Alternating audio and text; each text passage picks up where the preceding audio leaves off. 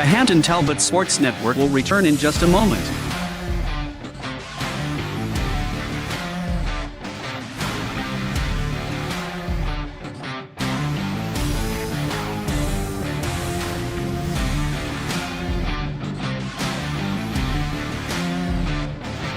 The Hampton Talbots Sports Network will return in just a moment.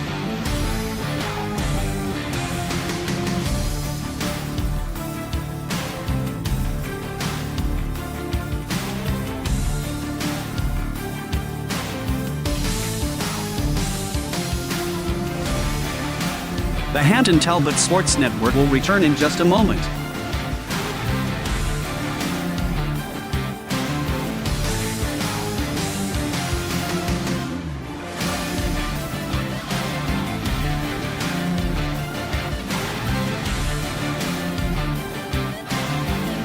The Hampton Talbots Sports Network will return in just a moment.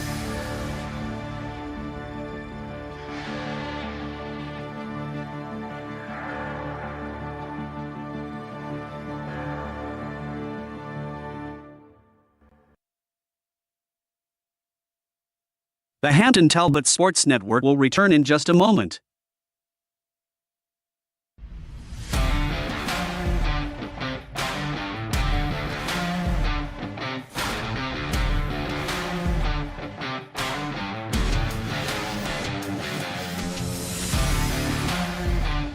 The Hampton Talbots Sports Network will return in just a moment.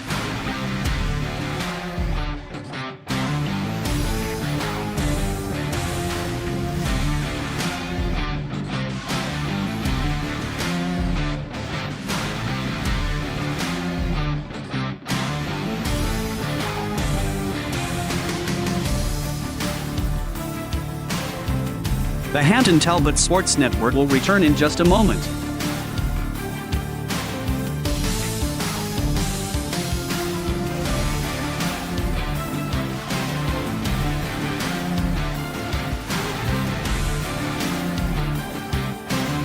The Hampton Talbots Sports Network will return in just a moment.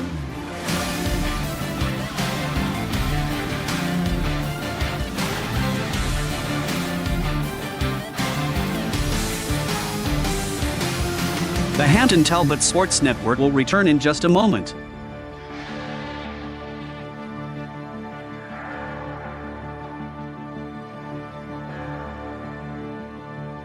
Initiating launch sequence. Liftoff will start in T-minus 10 seconds. 10, 9, 8, 7, 6, 5, 4, 3, 2, 1. We have ignition. It's time for Hampton Talbots Athletics on the Hampton Talbots Sports Network. Now let's head to Hampton High School for all the action.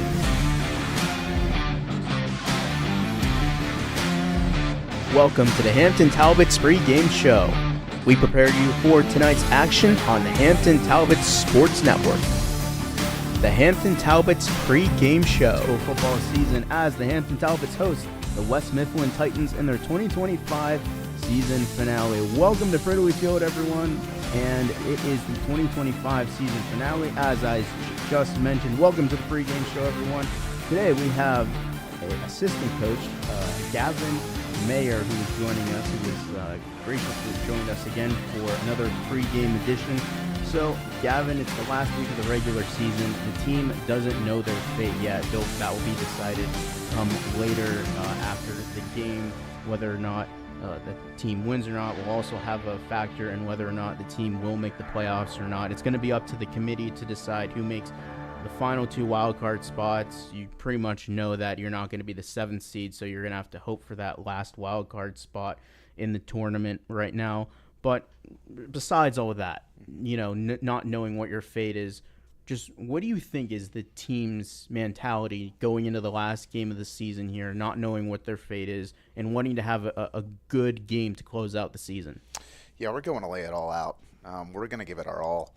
I could just tell from the beginning of the week, starting on Monday, you could tell the level of excitement was at an all-time high.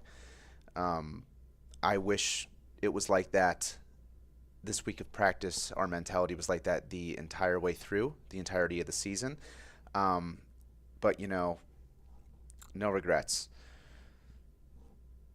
So, by the way, for those of you that just don't know, this Gavin gives me the weirdest face ever. By the way, I don't think I've ever seen you give that face before. Like, not even in high school did I think I ever seen you give that face. By the way, we just did a really great interview with two of your players, Gavin Getzman and Andrew Carr, two key players on that defense. First of all, their energy is just at an all-time high. I mean, that was probably one of the most high-energy, if not maybe the most high-energy interviews we've ever done for Talbot Talk. But anyway, those two specifically, they have been just key contributors on the defense. Andrew Carr has just been an absolute animal this season so far. What have you liked from their performance this season on the defensive side and helping the team stay in close games? Yeah, for one, that face was the face of, quote-unquote, I did not like the response that I just gave. Second of all... Well, it's live now, so you're going to have to live with it. Second of all, yeah, those two players, there's a reason I had both of them on and not separated into two separate interviews. When they're together, they just bring the most out of each other, the most energy. Like I say all the time, quote-unquote, iron sharpens iron. I mean, they just go to battle every single day.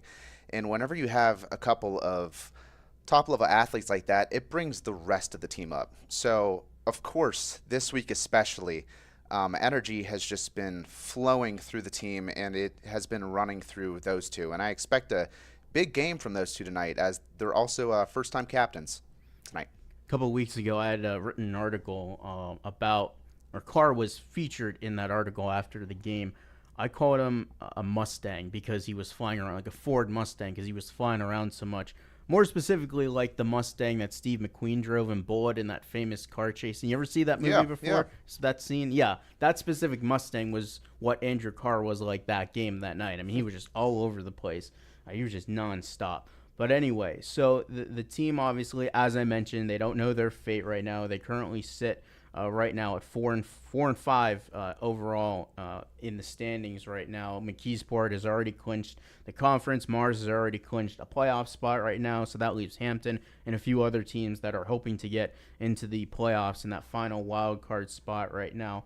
So I want to go back to you and what you said about the high energy this past week going into this final game last night. And I know last year's game against West Mifflin probably left the most bitter taste in this team's mouth. Like, if you just took a spoonful of cocoa powder and just put it in your mouth, that's probably what it tasted like times 10.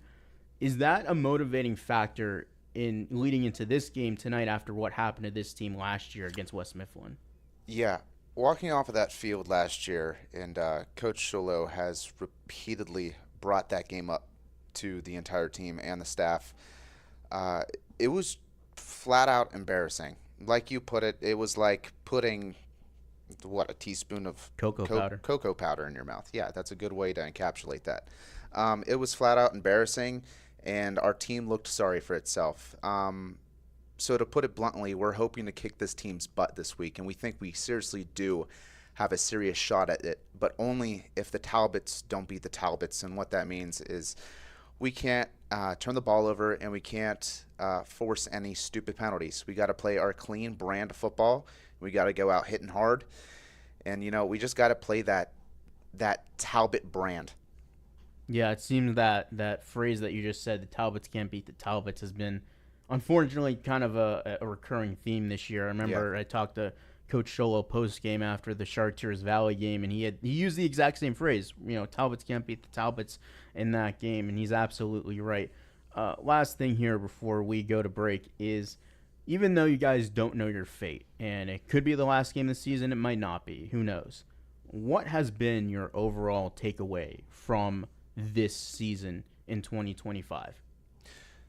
This team, unlike any of the previous, I would say, 3 to 4 past Hampton varsity football teams, I'd say the communication and the camaraderie, the chemistry that they all have. I mean, from senior to freshman, everybody hangs out with each other. Like, I think I said this in the in a previous Talbot Talk episode or a previous episode with you, they have a group chat together. The seniors, the juniors, the sophomores, the freshmen. I mean, I've never heard of that. The entire team having a whole group chat. I mean, that just speaks to the volumes of care they have for each other. I've never seen a team have this much care and this much love for each and every one of each other. And that matters a lot in team sports, specifically football, when you're going out there and you're laying your health on the line every single play. So I'd love to see that back next season, and we're hoping to finish this season with an even record. 5-5 sounds a lot better than 4-6. I'll tell you that. So, regardless of the outcome tonight, I had a great time with this group of kids. They're a really good group of kids. Like I said, a lot of chemistry between each other, and go Talbots. Mm-hmm. Senior night, bring back memories for you? Oh yeah. That was back when we couldn't even walk on the track. You remember that? Like, they literally made us crawl on the track to get to the field because the track was just put in. I guess it was because, I don't know what the explanation was, because it was just still setting or whatever. They didn't want to tear up the new track or whatever. But that was back in 2019, by the way, which seems so long ago. But yeah, that just tells you how long ago that was, when we couldn't even walk on the track. So everyone listening to this, you're very lucky. You can walk on the track instead of having to crawl on it. Gavin, thank you so much for joining me today. All right, coming up next, we are going to be recapping the scores around the league from last week and this week. We're going to go over playoff scenarios as well for what Hampton really needs to do to get in. And we are going to have kickoff as well in about 20 minutes. That's coming up right now, right here on the Hampton Talbots Sports Network. It is presented by the Hampton Talbots Athletic Department.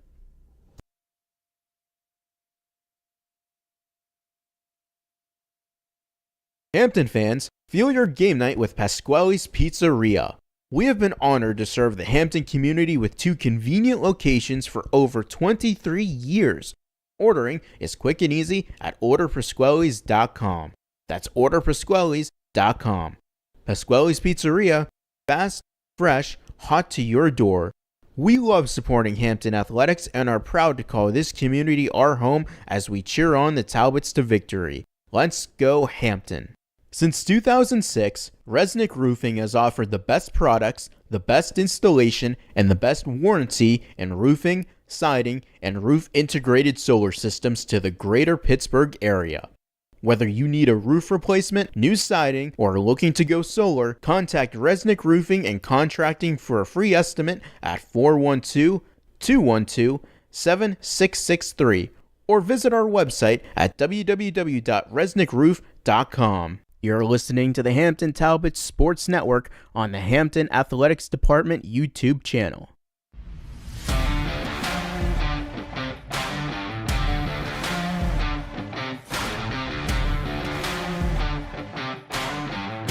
The Hampton Talbots Sports Network will return in just a moment.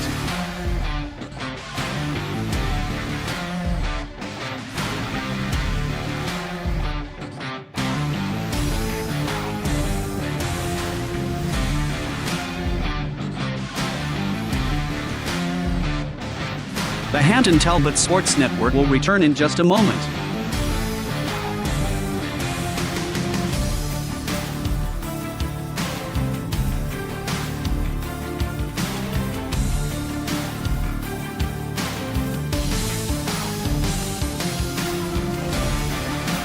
The Hampton Talbots Sports Network will return in just a moment.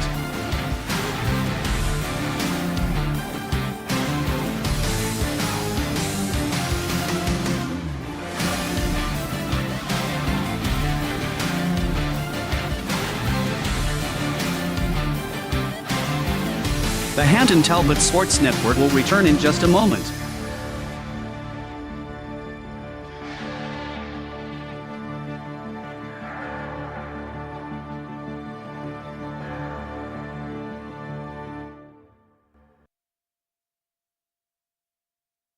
The Hampton Talbots Sports Network will return in just a moment.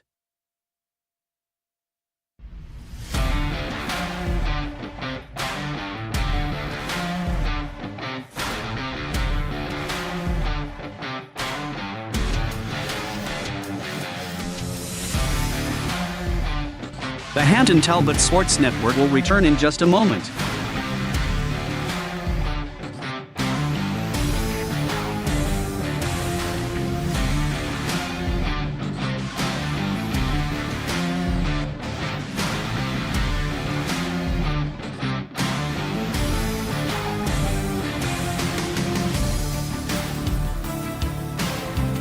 The Hampton Talbots Sports Network will return in just a moment.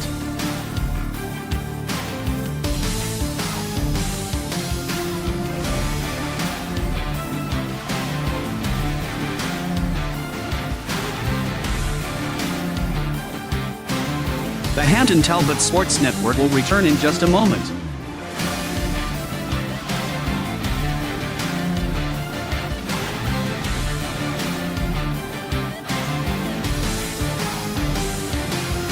The Hampton Talbots Sports Network will return in just a moment.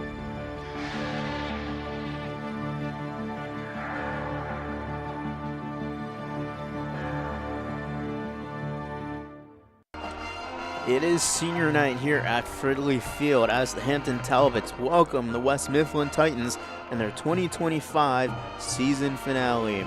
As the band is performing here from Fridley Field, we get you caught up on some scores from around the league here. First, let's just start off in the standings. Now, we talked about how Hampton could potentially make the playoffs, and really it comes down to a win. That's all that matters here tonight, is to win the game that is in front of you. Everything else is out of your control. Control what you can control, and you will be successful. Tonight, Hampton will have to win, and have to have a convincing win at that, in order for the committee to consider them for the postseason. As it stands right now in the Class 4A conference overall, the top 6 teams are already known. They are, out of the Big 6 conference, Trinity, Thomas Jefferson; out of the Greater Allegheny Conference, McKeesport and Mars; and out of the Parkway Conference, Newcastle and Montour. The remaining teams are yet to be determined. The teams looking to get into the wild card are, as stands, West Allegheny, who currently has a 3-1 conference record; Chartiers Valley, who has a 2-2 conference record but a 6-3 conference record overall; and then the Hampton Talbots, who have a 2-2 conference record and a 4-5 overall record. Now keep in mind, Chartiers Valley does have a win against Hampton this year. It came right here in Week 5 at Fridley Field, when the Chartiers Valley Colts defeated the Talbots 22-13 in that contest. So the Chartiers Valley Colts do have a tiebreaker in conference play over the Talbots, should it come down to that. So that is something to keep in mind as well. So again, Hampton, they just have to win tonight's game. That's all that matters, and everything else is, again, out of their control. So just a tiny bit of scoreboard watching tonight. Montour is taking on West Allegheny. Actually, West Allegheny is hosting that game at Joe P. DeMcCullough Stadium in West Allegheny. So that is the one game to keep an eye on. And of course, as other scores around the Class 4 section as well. Again, Knock taking on McKeesport, and Indiana and Mars will do battle tonight. Chartiers Valley host Ringgold at Chartiers Valley Stadium down near Bridgeville. So that is where things stand for the games this week, as Hampton and West Mifflin look to do battle, and they will close out the 2025 season right here at Fridley Field. And it's coming up next right here on the Hampton Talbot Sports Network. While we go to break, we're going to play an interview for you from Hampton athlete Molly Innerthal. So here's that interview now. Hope you enjoy.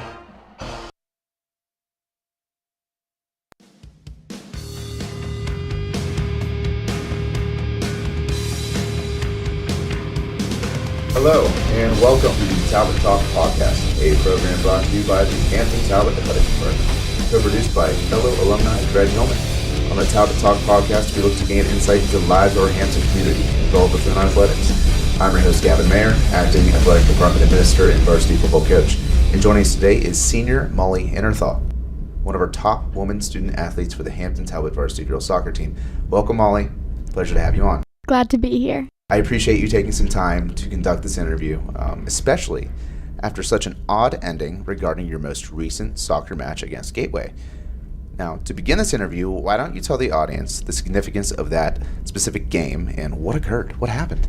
Yeah, so I think the girls came in kind of thinking that we were going to be the team on top and it was going to be easy. And I don't think we were completely locked in on what we wanted to do. Yeah, Having been involved in sports my entire life, you can't go into a game thinking you're going to just kick someone's butt. You have to always be prepared, no matter who you're playing. For example, tonight, the boys' varsity football team, we play Indiana. Most people think we're going to win that game, but when all 22 people are on the field, it can be anyone's game.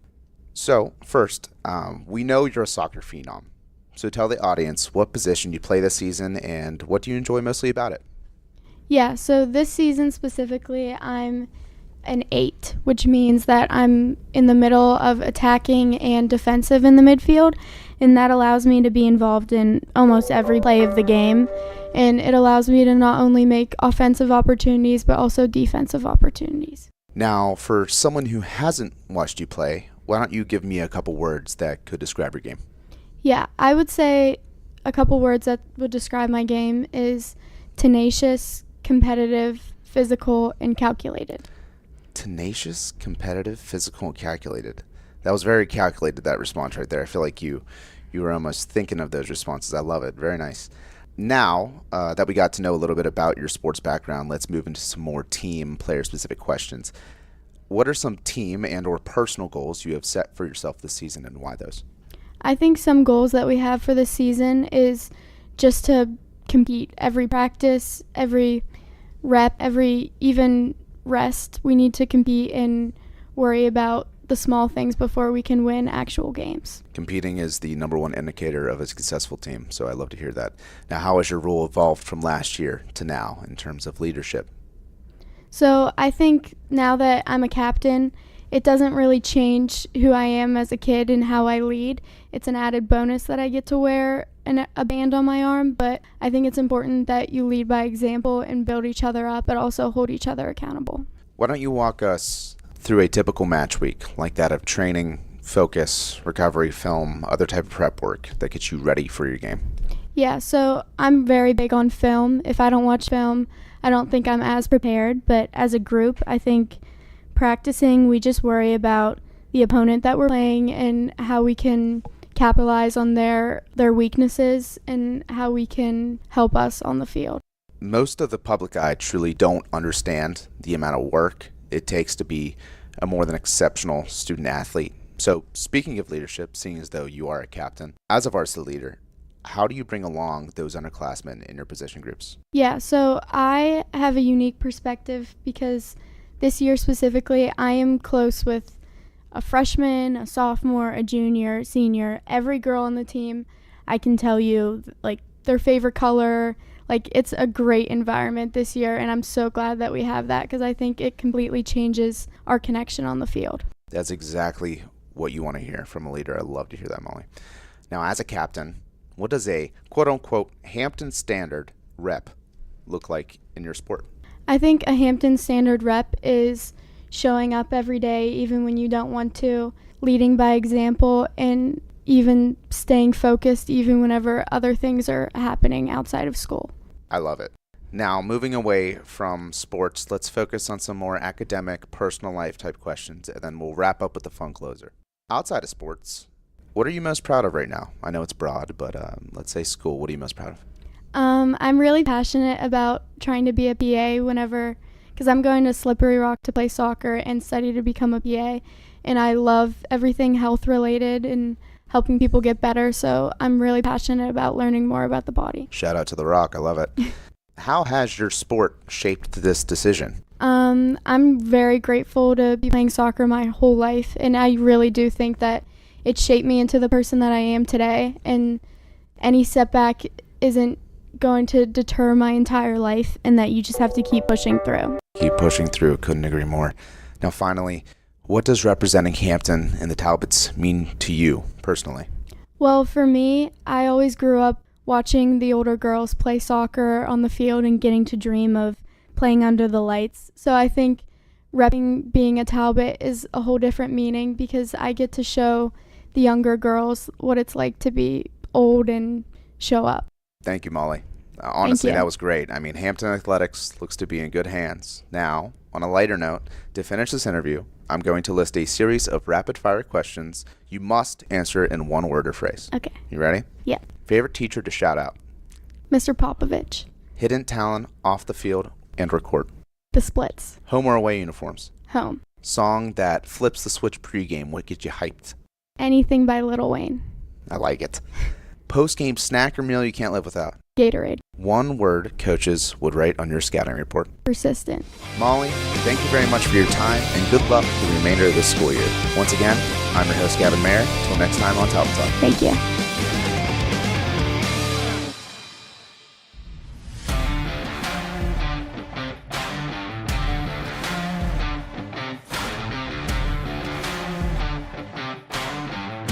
The Hampton Talbots Sports Network will return in just a moment.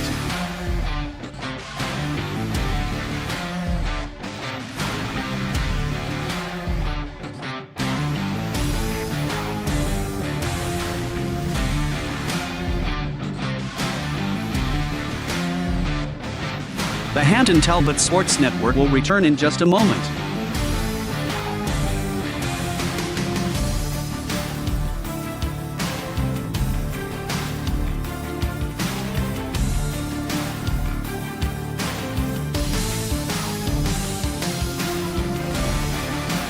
The Hampton Talbots Sports Network will return in just a moment.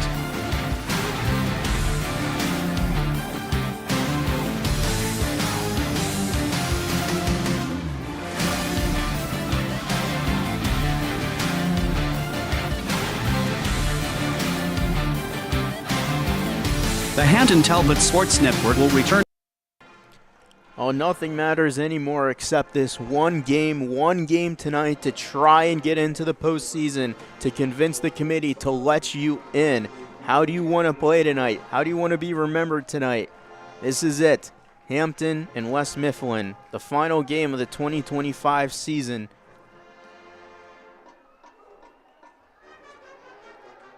And in their blue and gold uniforms, here come the Hampton Talbots.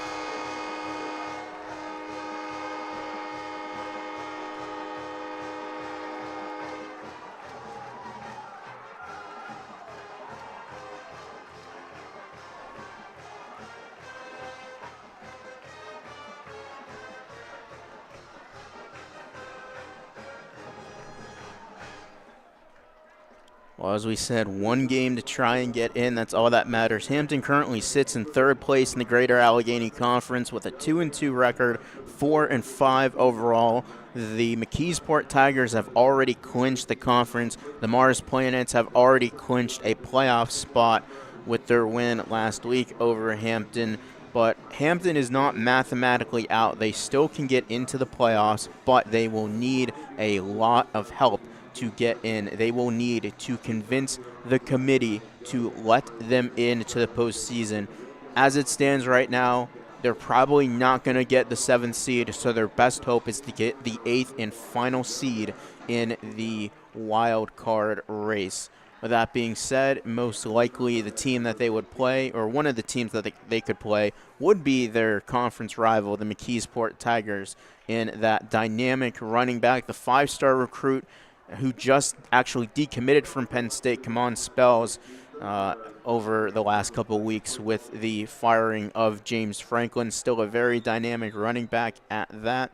Tonight, Hampton is going to have their hands full as well, as the West Mifflin Titans have a dynamic running back of their own, and his name is Armand Hill. He is a 1,000-yard rusher, 1,127 yards to be exact on the season. He averages 7.5 yards per carry. He has 14 touchdowns on the season, and that is going to be a big challenge for this Hampton defense, who has actually played pretty well over the last couple weeks, despite a couple of teams that have been pretty good. But Hampton's defense has actually played pretty well. If you go back to the game against Chartiers Valley, they actually only held the Colts to 13 points in that game right here at Fridley Field. So Hampton, again, will look to that defense as well. So, again, if you need a refresher, Hampton's quarterback, Andrew Reshoff, suffered a season-ending injury a couple weeks ago, so they will rely on Jack Halley at quarterback to fill in for him. Jack's been kind of a Swiss Army knife for this Hampton team. He's been doing a lot of everything, but with the injury to Andrew Reshoff, Jack Halley has focused a lot more on playing the quarterback position. So with that being said, Hampton and West Mifflin about set to go here from Fridley Field in the 2025 regular season finale. Hampton Talbots football on the Hampton Talbots Sports Network is brought to you by Williams Legal Insurance, Jack's Tree Service, Tequila Jalisco, Miller & Miller, Attorneys at Law, Baird, Nitro Ankle and Foot Care, Hampton Junior Football, Allegheny General Hospital, Resnick Roofing, Burke & Bradley, First National Bank, and by Allegheny Health Network. All right, so we're about to get underway here from Fridley Field. The Talbots will be receiving the ball first to open the night. The Titans will be kicking off from left to right. Landon Jeffrey, the kicker and punter for this Titan team. The ball is lined up at the 40-yard line. That's where the T is. So again, the Titans will be kicking off from left to right. Head coach for West Mifflin is DJ Fu.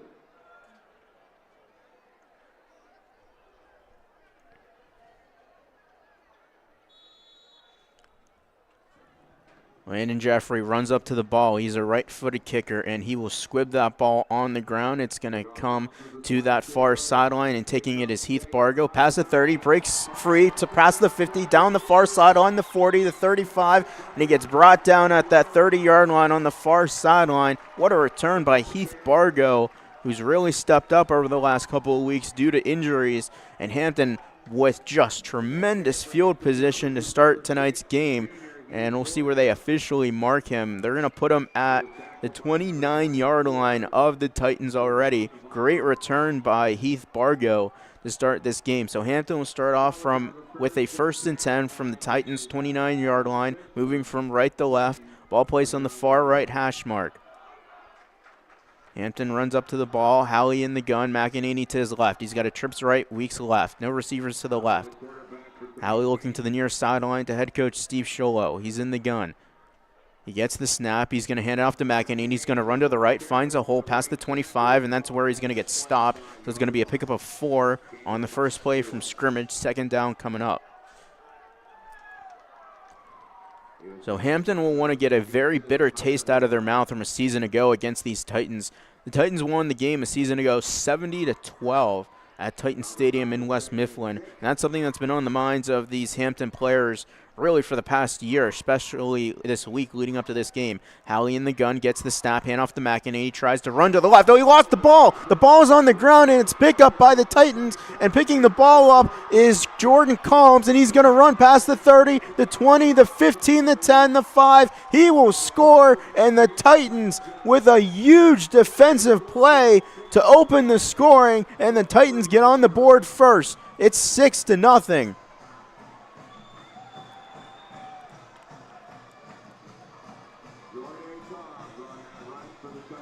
What a mistake by Evan McEnany, who never fumbles, and here in the last game of the season fumbled the ball. And Jordy Combs picked it up and just ran it to the house, and just a disastrous start for the Talbots, as Jeffrey will look to add the PAT. Jose Perez, the holder, good snap, good hold, and good kick.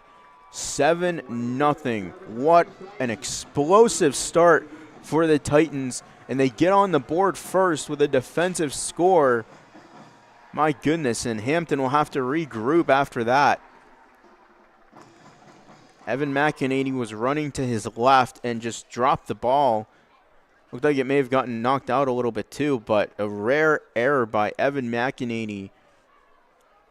And just like that, not even a minute into this game, about 54 seconds in, the Titans get on the board first. So Hampton will have to regroup. They'll receive the ball.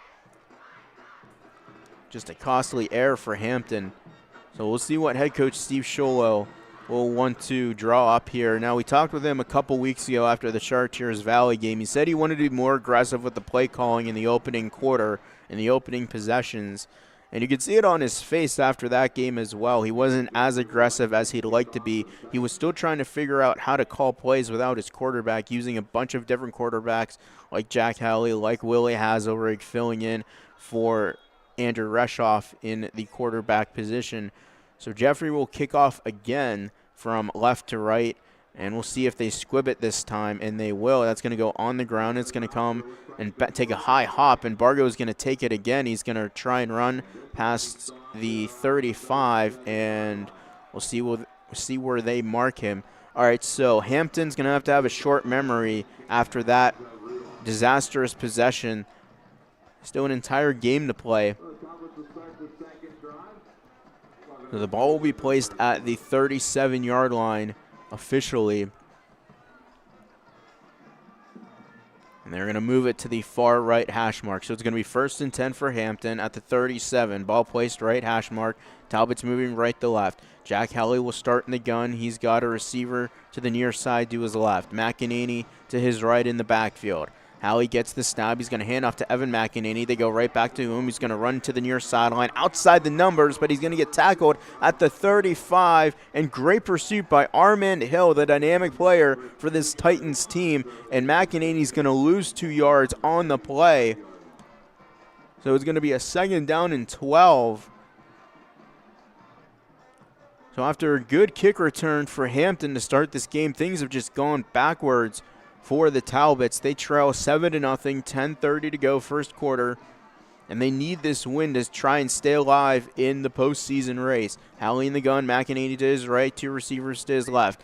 Hazelrig comes in motion. He's going to run to the far sideline. Got the handoff from Howley in the backfield. Runs past the 40. Trying to break free, and he loses the ball. And it's covered up by Landon Long at the 50-yard line. You got to wonder if maybe the cold weather is having something to do with it. It is, well, a lot colder than it's normally been here over the last couple of weeks. And you just wonder if just maybe the cold air is just having an effect on the players on the field. That is 2 fumbles now, one by McEnany, one by Hazelrig.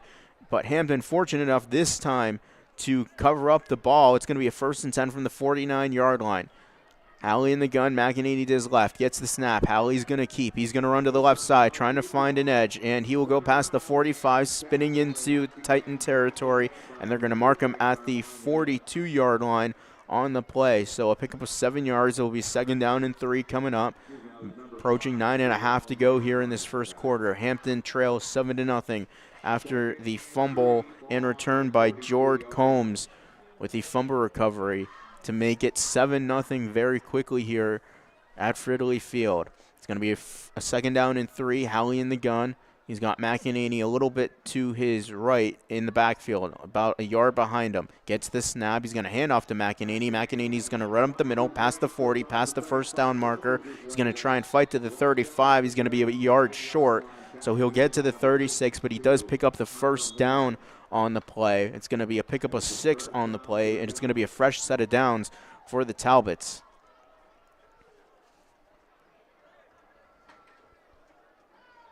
So Hampton coming off the loss last week to Mars, a 49-10 defeat at that to their biggest rival. Howley in the gun. He's got 2 receivers to his right, 1 to his left. Hazelrig comes in motion to the far sideline on the right side. It's going to be a throw out into the flat to Hazelrig. He's going to run up the middle, got a good block past the 30, but he's going to get tripped up just inside the 30-yard line. He was tripped up on the play by Justice McKinney on the play. So it's going to be a 2nd down and short. He picked up 9 on the play. That'll put him at the 27-yard line. With 8:15 to go, 7-0 our score here from Fridley Field. West Mifflin leads Hampton 7-0. So Jack Howley goes back in the shotgun. McEnany is to his left, so is Brody Junker. And he's going to send a man in motion, and he will hand off to that man. That was Bargo, but he got tripped up in the backfield. That was Elijah Rudolph on the tackle. So it's going to be a 3rd down and about 3 or 4 here. They're going to say 3, 7:45 to go, 7-0. The Titans lead the Talbots. Again, this Titans team dropped 70 points on the Talbots a season ago. And that was, again, as I mentioned, that was something that was really on the minds of these Talbots players throughout the week as they practiced in preparation for this game. It's going to be a 3rd down and 3. Howley in the gun. He's got 2 backs to his right side, 2 receivers to the right. Hazarig motions over from left to right. He gets the snap. He's going to hand off up the middle, and that is going to go to McEnany, and he's going to be short. Got to about the 28-yard line. So it's going to be decision time for head coach Steve Sholo. If you remember, Jake Lucas had a 46-yard field goal back in week 2 against the Shaler Titans, or excuse me, that was week 3 rather, against the Shaler Titans. But we'll see, and they're kind of somewhat in no man's land here. It's too long for a field goal, but it's too short to punt. So they're going to go for it here as the play clock is winding down to 15 seconds. Howley goes in the gun. He's got McEnany to his left. He's got a receiver, Hazarig, out to his right. He gets the snap. Hand off to McEnany. He's going to try and run up the gut, trying to get to the 25-yard line. That was the first down marker, and they will give him that first down. So good run, hard run by Evan McEnany to pick up the first down. So it's a fresh set of downs for Hampton. So Hampton has looked good so far here on this second drive, following the fumble return for a touchdown. And that can just suck the life out of a team when that happens right out of the gate. But so far, Hampton doesn't seem phased. They seem calm to get back out. Howley in the gun, has a rig to the left. McEnany in the backfield to the right, 2 receivers to the right. Howley getting instructions from the near sideline. It's a 1st and 10 from the 24-yard line. Howley is in the gun, and it looks like there may have been some miscommunication on the play. So head coach Steve Sholo will call his first of 3 timeouts here in the first half here with 5:53 to go. Hampton trails 7-0 to the West Mifflin Titans in the 2025 season finale.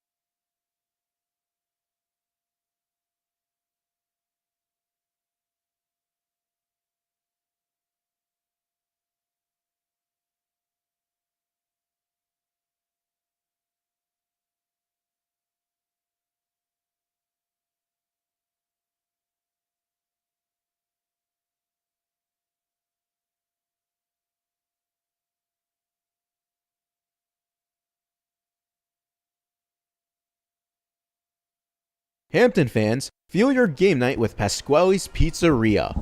We have been honored to serve the Hampton community with 2 convenient locations for over 23 years.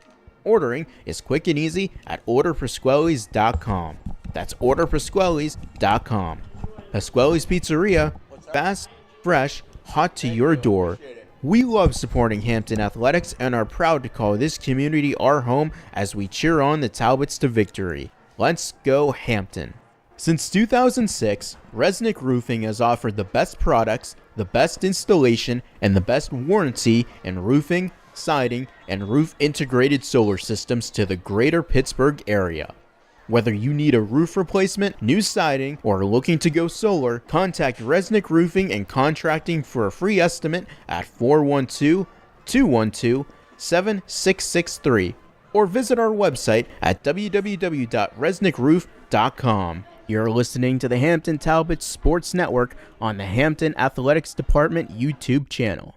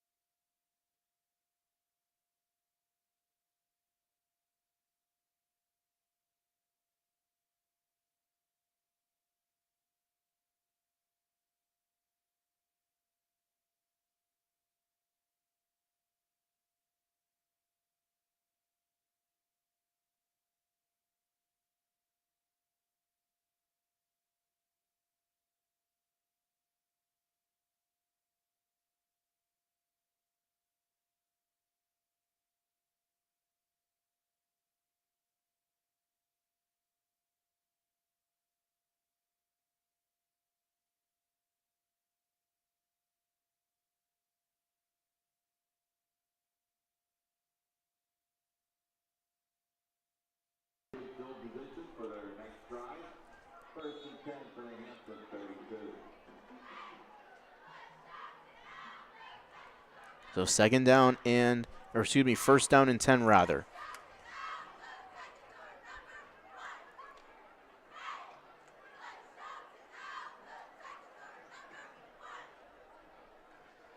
First down and 10. If you're just joining us, we apologize for the slight technical difficulties on the stream. Hampton just stopped the Titans on their first possession of the game, which resulted in no points. They had a turnover on downs, but Hampton got the ball back, and they only got about a yard on that possession. So we are now here at a 2nd and 7 after a run by the Titans with 5:20 to go here before the half. The Titans took a big chunk of that second quarter here. They took over half the quarter on their one possession, and they took the last 3 minutes of the first quarter. So it's still a 7-6 game here at Fridley Field. Again, apologize for the technical difficulties, but a pursuit by Hampton, and that's going to result in no gain. That was Brandon Campbell-Taylor on the play. Good pursuit by the Talbots.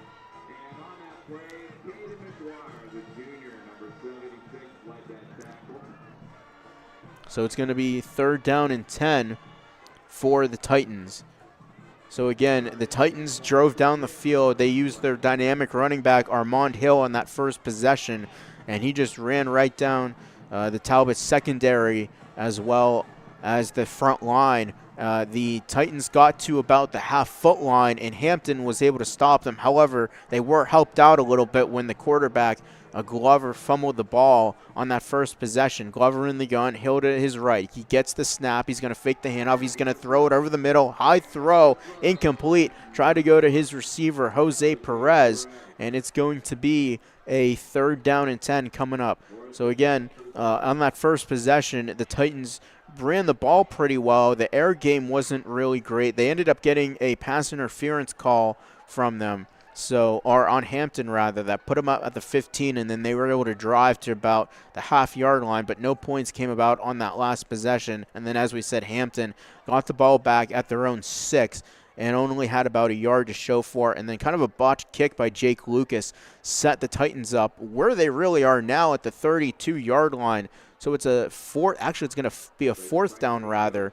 So the Titans in no man's land here. Can't kick a field goal and he can't punt. Glover in the gun. He's got 2 receivers to his left, 1 to his right. The snap and pressure is coming, and he is escaping, trying to get past Junker and Howley, and he is not going to get anywhere. He's going to get tackled on the near sideline. He did not get anywhere near that 1st down yardage.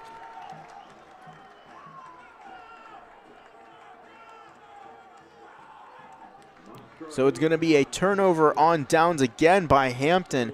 So because of the thin air, the teams really are not kicking the ball as much as they are, as you normally would, say, in August and September. So it is another turnover on downs here for the Talbots. That was a big stop by Hampton.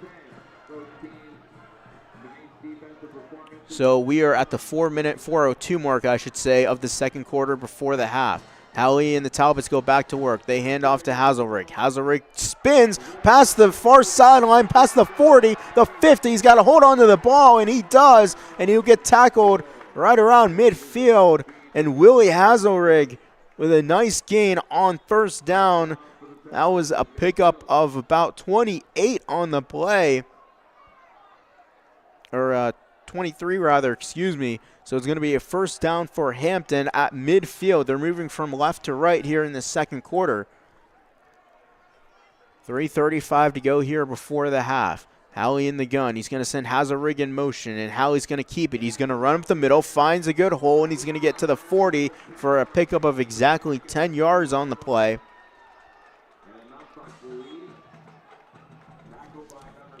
So it is going to be a 1st down for Hampton at the 40-yard line.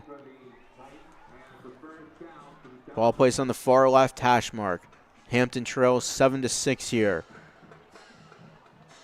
Again, Hampton's defense has played pretty well. The offense has helped out the Titans on the scoreboard. It's going to be a handoff to Hazelrig. He's going to run to the near sideline, trying to get past the 40. Spins again, and that spin allowed him to get maybe an extra yard or two on the play. There's a pickup of 3 on the play. It's going to be a second down and 7 with 2:45 to go here.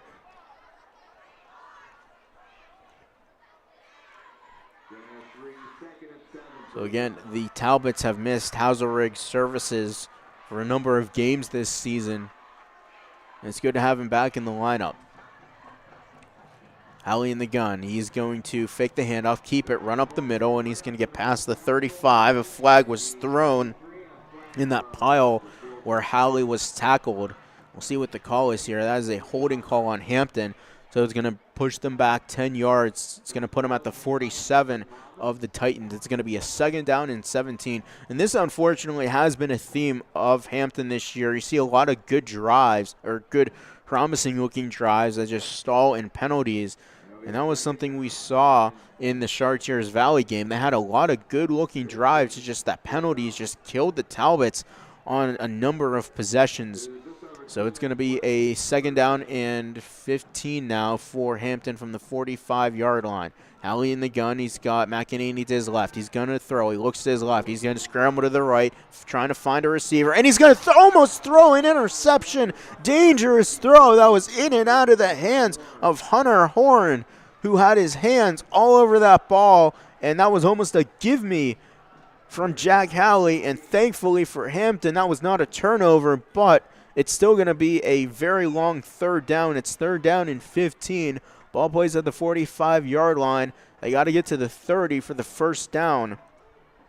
So we'll see how aggressive they are on this third down call. If they don't get it, the Titans will have decent field position. Now, granted, the Talbots defense has played really, really well, and that offense has given the Titans points. So we'll see how the offense responds here. Halley in the gun. McEnany to the left. He's got 2 receivers to the right, and Hazelrig's going to come in motion. He's going to run to the left side. Gets the snap. Looks to throw. He's going to throw it to his left, and it's complete to Hazelrig, and he got met immediately on the play by Zawan Glover. Or excuse me, no, that was Amarin Hill, rather. And what a good throw and catch by Jack Halley and Willie Hazelrig. He was tackled inside the 30 at the 27-yard line. A pickup of about 18 on the play. Good enough for the first down with a minute 40 to go. And the Talbots trail 7-6.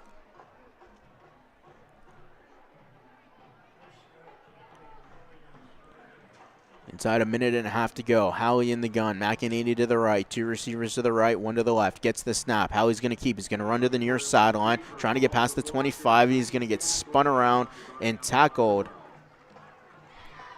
by Darnell Carswell. And now a flag is thrown after the play.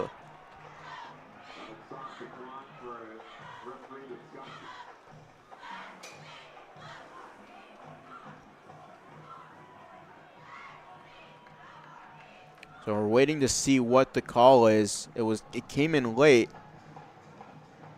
It's a personal foul on the Titans. So that is a big penalty for the Titans, and it is an unsportsmanlike call.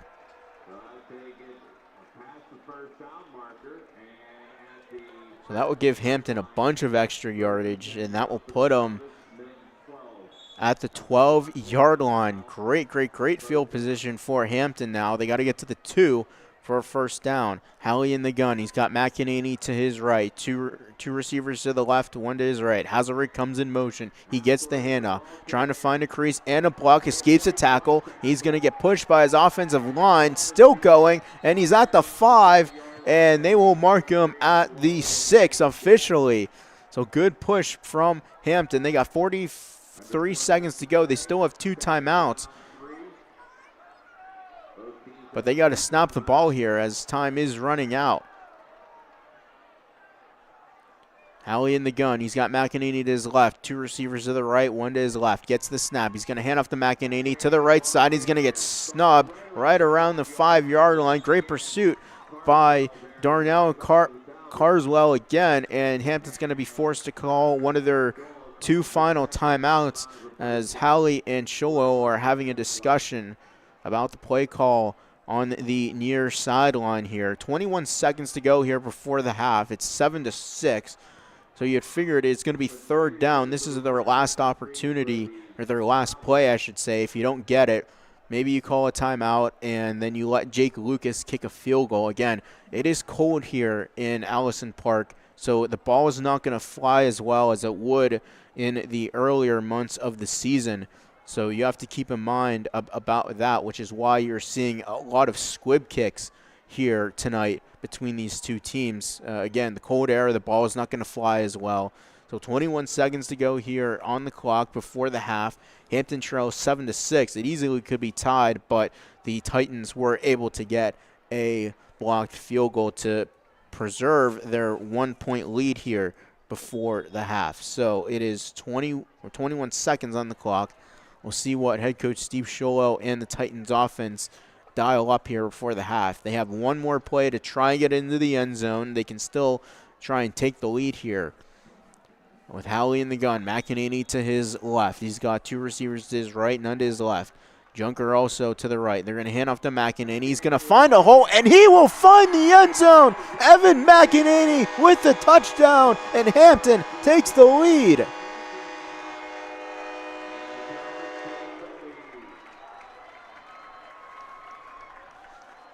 Evan McEnany continuing to do it again.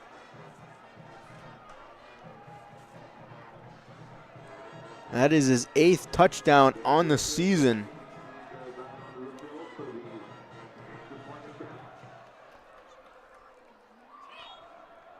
So we'll see what Hampton decides to do here on the PAT.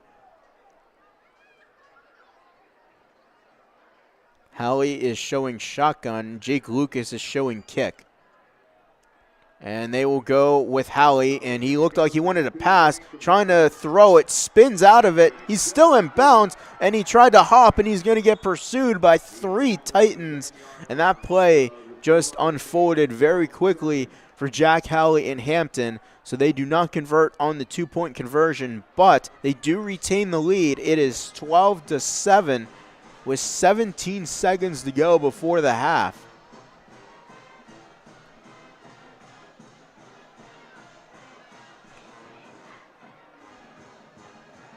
So 17 seconds, and we'll see what head coach BJ Pugh wants to do here with 17 seconds. And we'll also see where Hampton kicks this ball. Again, you can imagine that there's probably going to be maybe an attempt at a squib kick, A, because of the weather, B, because it will kill a couple seconds on the clock. Now, what you don't want to do is give the Titans good field position. So Jake Lucas will kick off from left to right. Hampton now leads 12-7.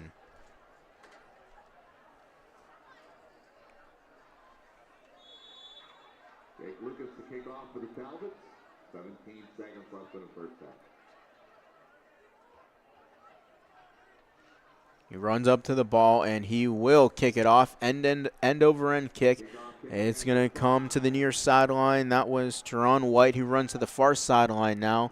Clock is ticking, and he will get past the 30, and a flag was thrown by the back judge. We'll see what the call is here. 10 seconds to go now. That took off 7 seconds on the clock. And now we actually have 2 flags thrown, one by the referee. That's inside the 30, and we have another flag that was thrown by the back judge. That's laying inside the 45.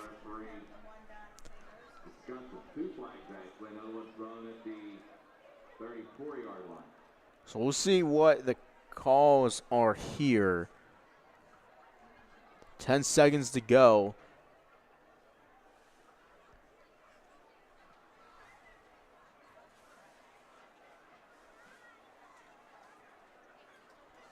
Face mask against the Titans. Personal foul against the Titans.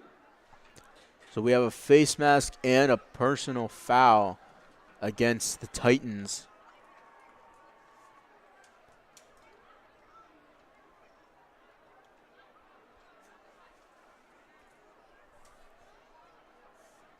They're still discussing where they want to spot the ball.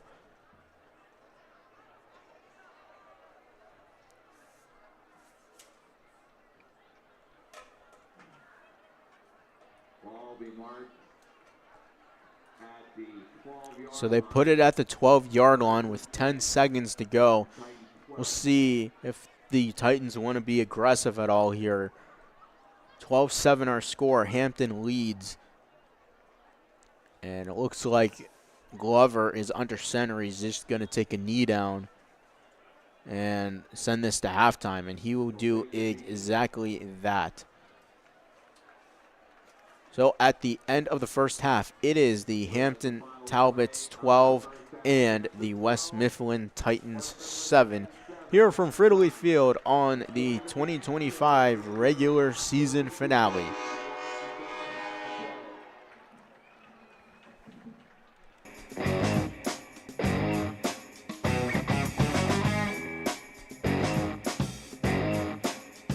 It's now time for the Hampton Talbots halftime report.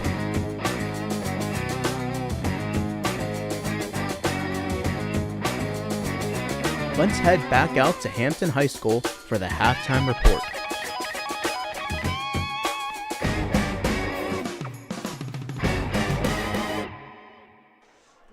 So we are back here at Fridley Field for halftime, where their score is 12-7 here from Fridley Field. It is the season finale for both of these teams. West Mifflin has already been eliminated from playoff contention. Hampton is officially, mathematically not eliminated, but they need this win here tonight, and they need a lot of luck as well to help them out. So if you're just joining us, again, apologies for the technical difficulties on the stream, but we are back now. And what you missed, in case you were trying to listen during that time, really was not a whole lot, except for the fact that the Titans took a big chunk of the end of the first quarter and the second quarter, and they were not able to come away with any points in that time span. They ended up fumbling right around the 6-yard line on their opening possession.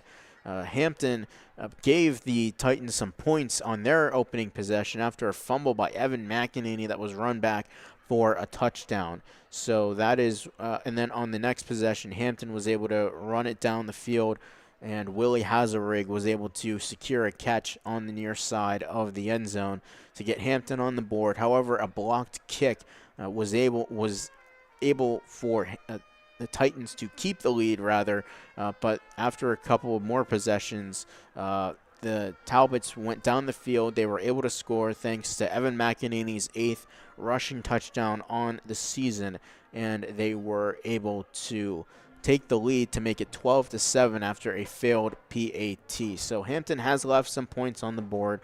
They easily could be up in this game, potentially 21-0, but that first possession fumble returned for a touchdown obviously changed the dynamic of this game here to start. But Hampton, to their credit, they did not panic. They just went right back down the field, got on the board, and still the defense, again, we give a lot of credit to this defense against teams that Hampton should beat. They played really, really well in this season, especially, again, we talk about that Char Valley game. We talk about a couple of other games as well. In this game, defense really needs to step up. Again, we know what happened last year with these two teams when the Titans dropped 70 points on the Talbots. So, again, our score here is 12-7 in Hampton's favor.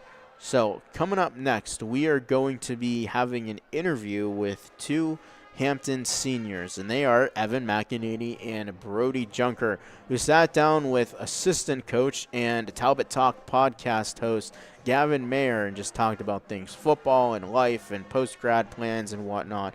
So that is coming up next after the break right here on the Hampton Talbots Sports Network. It's presented by the Hampton Talbots Athletic Department. Hampton fans, feel your game night with Pasquale's Pizzeria.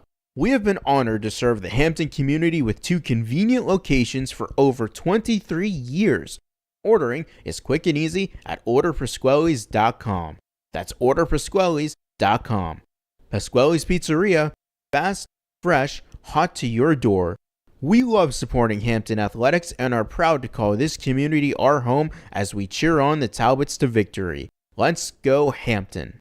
Since 2006, Resnick Roofing has offered the best products, the best installation, and the best warranty in roofing, siding, and roof integrated solar systems to the greater Pittsburgh area.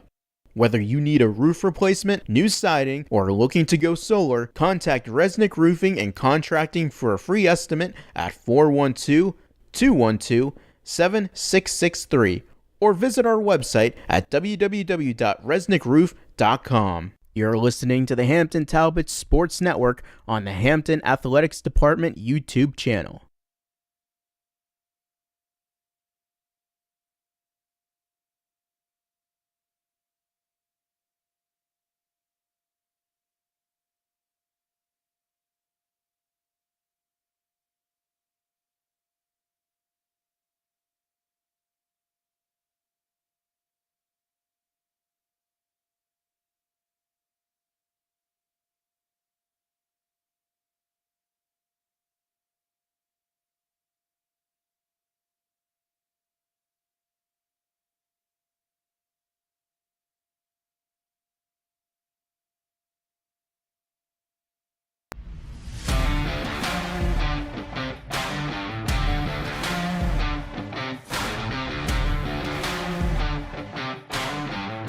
The Hampton Talbots Sports Network will return in just a moment.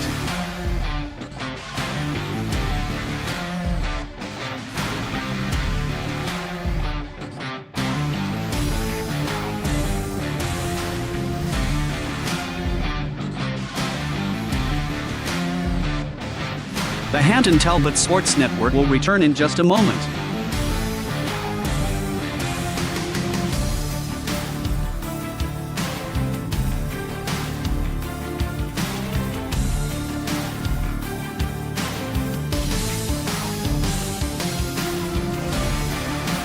The Hampton Talbots Sports Network will return in just a moment.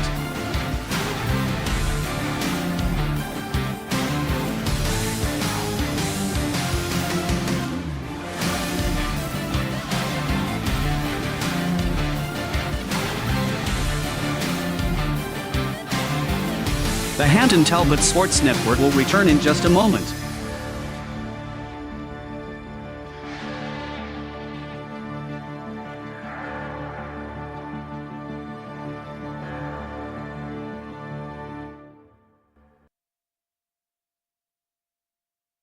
The Hampton Talbots Sports Network will return in just a moment.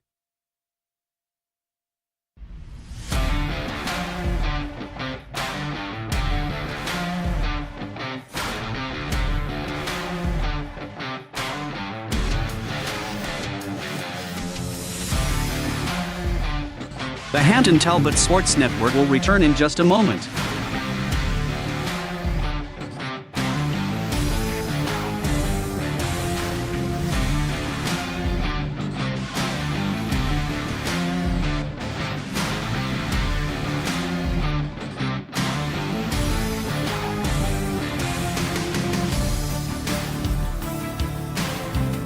The Hampton Talbots Sports Network will return in just a moment.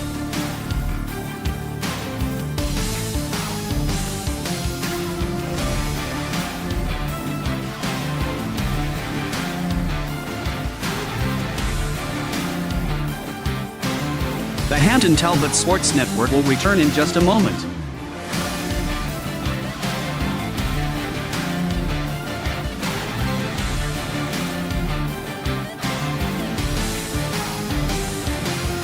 The Hampton Talbots Sports Network will return in just a moment.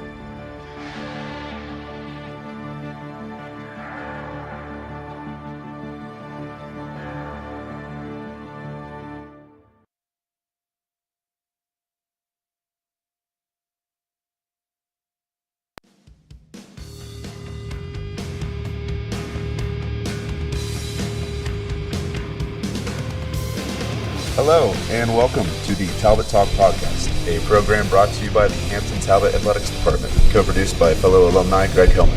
On the Talbot Talk Podcast, we look to gain insight into the lives of our Hampton community involved within our athletics. I'm your host, Gavin Mayer, Acting Athletic Department Administrator and Varsity Football Coach. Joining us today are a couple of our top dogs for the Hampton Talbot Varsity Football team. Joining us today is running back cornerback Evan McInady, tight end, defensive end Brody Junker, two seniors looking to make these last couple regular season games meaningful, hoping to push Hampton football into the playoffs. Anyways, welcome Evan and Brody. Pleasure to have you on. I appreciate you guys coming in to talk. I figured it was fitting to bring on a couple senior football players with a high stakes game that we have tonight against one of our longest rivals, the Mars Planets. Now, why don't we start with each of your thoughts on this game and what it means to you before we get into the thick of this interview. Obviously, this is not a team that we beat very frequently. They've been known to be a lot bigger than us the past couple of years. They're growing as a township, let alone a school, so this would be a huge win for us because it doesn't happen very often. This game is pretty important because it guarantees a spot in the playoffs, and upsets happen all the time. I know a lot of people are doubting whether we could win this game or not, but look at UCLA and Northwestern against Penn State. Who knows what happens? Yeah, man, I couldn't agree more. I mean, just for example, the Steelers versus the Bengals yesterday. Yeah. I mean, we have been rivals with the Mars Planets since I can remember, whenever I played football. You know, we really need this win. I think we can really pull it off. But why don't we move into some more football-specific questions? First, Brody, for someone new to meeting you, why don't you give, let's say, 3 words that describes your game under Friday Night Lights specifically? I'd definitely say physical, hardworking, and nonstop going the whole game. I would say that I'm pretty calm, focused, and I try to have a lot of fun. Now, with the season coming to a close, what was one goal you set for yourself this season, stat and or impact, and why? Go ahead, Evan. One goal I set is we definitely want to have a winning record this year. That's something that's pretty important to us after 2, 3, and 7 seasons. There were a couple of years there where we were known to have a lot of success in 4A, and we wanted to kind of keep that reputation going again, starting this year. For individual, I mean, I wanted to play a key role for our team and be one of the reasons for our success, along with, you know, the rest of our playmakers. So, yeah, I agree with what Evan was saying. Definitely want to make playoffs this year. It's a big goal. Bring back like a winning culture to Hampton for like the future classes. You know, speaking of that winning culture and playoffs, Brody, why don't you provide me with your favorite memory from your years playing Hampton football thus far? Maybe it was something of a successful culture in your past playing football with Hampton. My freshman year was definitely fun because we made playoffs that year and we played Montour first round of the playoffs. It was a really close game and it came down to it was like the last drive, and a lot of the seniors showed us how to like keep on working hard and working towards these goals. Like we just watched what they were doing when we were on scout team, and now we're trying to do the same thing this year. Evan, how about you? Favorite football memory? Yeah, that freshman year for us was a lot of fun. It definitely showed us the type of competitors we can be. We caught a couple bad breaks the past 2 years with injuries to our key guys, and I think that set us back record-wise, but I think we have a pretty big opportunity to, repeat what we had done in the past. I definitely think we can shake up the Whitfield tonight and beat the Fighting Mars Planets. On a little bit of a different note, Brody, relating back to your time here at Hampton, your Shaler native father, Brian Junker, joined the coaching staff last year. Why don't you touch a little on what that means to you to have him on the same team you play for and the influence he holds over you? Going back to that winning culture I was talking about, he definitely showed that at his time with coaching Shaler baseball with like 2 Whitfield championships and 2 appearances to the state championship game. Mm-hmm. So it's definitely good to have that on the coaching staff and bringing what he brought to Shaler baseball to us to help us succeed with our future with Hampton. Yeah, we're glad to have him. I've never seen a special team culture like the one we have right now. It's pretty fun. Now, Evan, why don't you expel a little on who and or what has played great influence regarding your football playing career? Any former and or present coaches, teammates, siblings, or parents to shout out? Nobody in my family really played football. but they played other sports, and it was kind of just I always just got taught like the motivating factor to be good at what you do and to have fun. So that's kind of my spiel. But relating to that, I'm a big believer in the phrase iron sharpens iron. Now, as 2 varsity starters and captains, how do you utilize practice time during the week to get yourselves better amongst yourselves or other like teammates you challenge? Unlike years past, we've kind of pushed for practice to be a little bit more fast-paced and I guess hard-working. We definitely get on the freshmen more to put in more effort on scout team and to kind of give us a look and really help us, prepare for our opponent later in the week. So, yeah, I definitely agree with the scout team. We need them to act like it's their game against us, so we get the game reps that we are going to see on Friday or close enough to that. And yeah, just make sure everybody's bringing the energy. Energy is important. We're doing that a lot more this year with just trying to be as loud as possible at practice, like try to get people, like the houses around the field, to hear us. And that's definitely changing like the vibe of practice. Yeah, relating back to practice, as heavy contributors to the Hampton Talbot football team, how do you manage energy as frequent two-way contributors? Any recovery habits you two possess that you believe make a sizable difference? So before games, I'm always drinking a big cup of pickle juice because I usually have a cramping problem, and that's definitely keeping my energy and make sure I'm able to play through a game the whole time through. Again, just being as loud as possible definitely keeps that energy up and making sure it doesn't dip at all throughout the game. Even in losing games, we still got to be really loud. Evan, recovery habits? Yeah, Brady said drinking pickle juice. That's because of salt. Salt's absolutely necessary the day of games for hydration, avoiding cramping, energy. I'd say one of my good recovery habits is, well, I guess I'm speaking for everyone. 99% of people have injuries during the season that they have to play through. So I would say that I definitely try to not limit my reps in practice, but pick and choose the ones that I go all out in and I just go through the motions in to maximize my recovery and be efficient as possible come Friday. Great answer, Evan. Similarly, what off-field habits actually show up on tape, i.e. nutrition, mobility, time management, etc.? I would say sleep and hydration, 2 of the biggest things. Eating a lot of carbs the day of. They don't have to be necessarily good carbs like pasta, but candy, pretzels, anything that gives you a fast burst of energy right before you play. And sleep's big because without, a decent night's sleep, whether you feel like it or not, you're going to perform, less efficiently than you would if you had a good night's sleep. So now, outside of football, what are you each most proud of right now, and what does representing Hampton in the Talbots mean to each of you? I would say I'm most proud to be a senior and kind of being in the moment, enjoying this whole fall season of football. It's pretty enjoyable, regardless of how we're doing as a team. I'm definitely most proud to be in like a leadership position where I'm at now because all of the captains and seniors on the team have a really big influence on the underclassmen, and we want them to keep on winning games after we leave. Finally, what are your plans after graduation, and what lessons would you take from Hampton Athletics that you'll carry forward? Definitely trying to play football in college, somewhere probably like a Division III school. I'm taking a lesson at Hampton. We got to keep our grades up before we are a athlete, like the term student athlete. So definitely keep that going in college. And so when I get out of college, I'll have a good job and then take those lessons from football and put that into that job.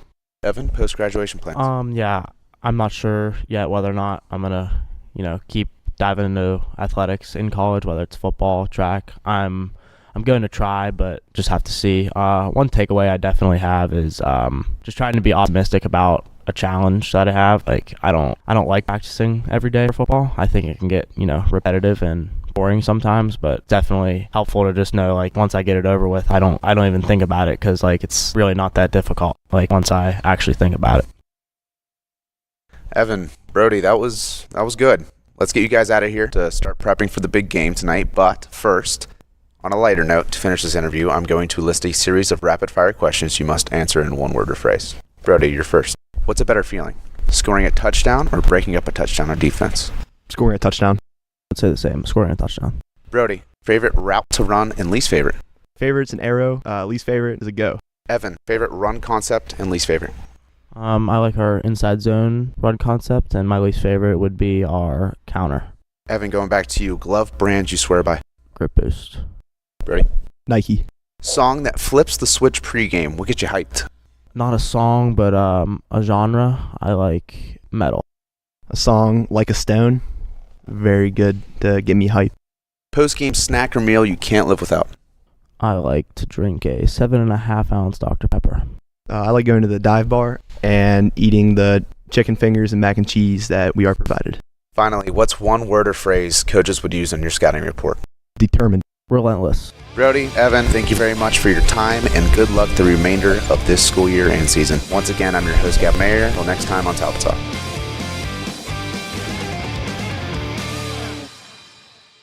Hampton fans, feel your game night with Pasquale's Pizzeria. We have been honored to serve the Hampton community with 2 convenient locations for over 23 years. Ordering is quick and easy at orderpasquales.com. That's orderpasquales.com. Pasquale's Pizzeria, fast, fresh, hot to your door. We love supporting Hampton athletics and are proud to call this community our home as we cheer on the Talbots to victory. Let's go Hampton. Since 2006, Resnick Roofing has offered the best products, the best installation, and the best warranty in roofing, siding, and roof integrated solar systems to the greater Pittsburgh area. Whether you need a roof replacement, new siding, or are looking to go solar, contact Resnick Roofing and Contracting for a free estimate at 412-212-7663 or visit our website at www.resnickroof.com. You're listening to the Hampton Talbots Sports Network on the Hampton Athletics Department YouTube channel.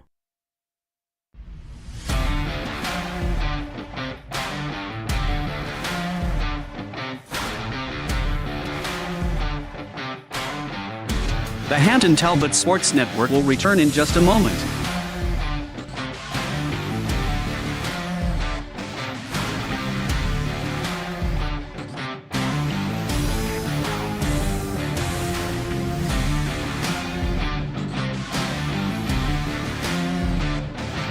The Hampton Talbots Sports Network will return in just a moment.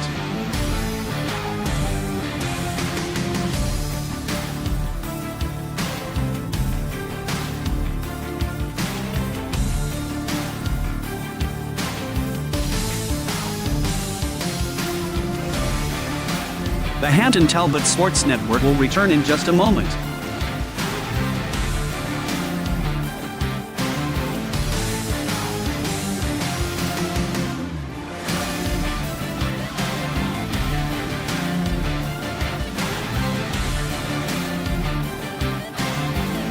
The Hampton Talbots Sports Network will return in just a moment.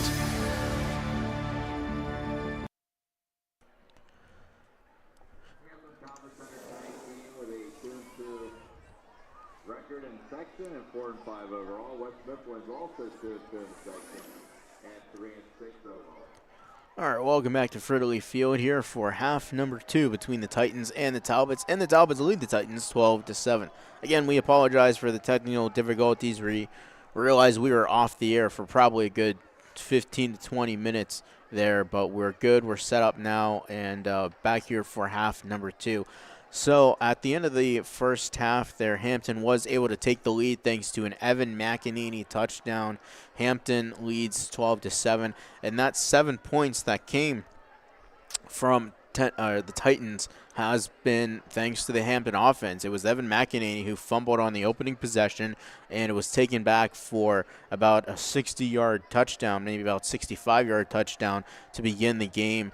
And then the Titans offense, when you guys were away, you guys didn't hear the game, they took the last 3 minutes of the first quarter and the first roughly 4 or 5 minutes of the second quarter on their opening possession. That was the first time the Titans actually touched the ball on offense because Hampton's offense had it for so long. And then the Titans were able to they actually were not able to get on the board. Hampton's defense kept strong. They held them, even though the Titans were able to get to roughly the half-foot line, if you will, of the Talbots goal line, and they were stopped thanks to a fumble. And the fumbles have been a theme here in this game. Again, it is a very chilly night. Wonder if the the air quality, which if you're outside right now, it will hurt, especially if you're trying to hold on to a frozen solid football. It is not an easy thing to do, and then you have to hold on to it while you're getting hit with helmets and shoulder pads. It is not an easy thing to do, but can't complain. I'm sitting up here in a pretty warm booth, actually. So with that being said, Hampton will be kicking off to the Titans to begin this second half here. It is 12-7. The Titans offense has actually been able to move the ball relatively well, but once they get inside maybe the 30-yard line, then the offense kind of stalls, and Hampton's defense is able to hold strong. They bend and they don't break. You're not going to see any field goals, or not many attempts, I should say, in this game, although Hampton has been able to kick off pretty well. Again, because of the cold air, the ball is not going to travel as far. So as we begin half number 2 here, hopefully no technical difficulties here in this half, but just a quick reminder that Hampton Talbots football is brought to you by Williams Slago Insurance, Jack's Tree Service, Tequila Jalisco, Miller & Miller, Attorneys at Law, Baird, Nitro, Ankle, and Foot Care, Hampton Junior Football, Allegheny General Hospital, Resnick Roofing, Burke & Bradley, First National Bank, Pasquale's Pizzeria, and by Allegheny Health Network.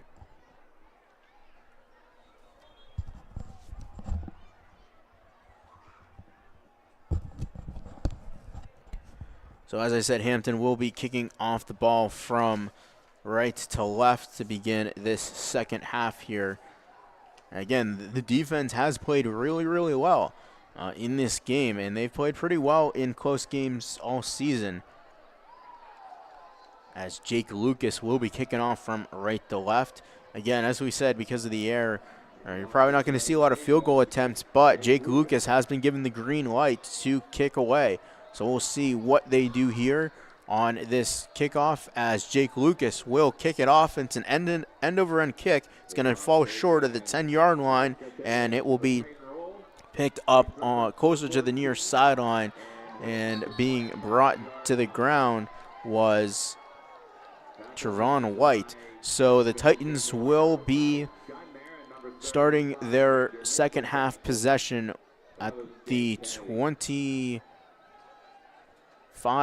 line exactly. The ball will be placed on the near right hash mark. West Mifflin moving from left to right to start this game, or this half rather. And their dynamic running back, Armand Hill, has been able to run the ball effectively. But again, once the Titans get inside the 30, the 20, and even the 10, they haven't been able to do much. They haven't been able to score.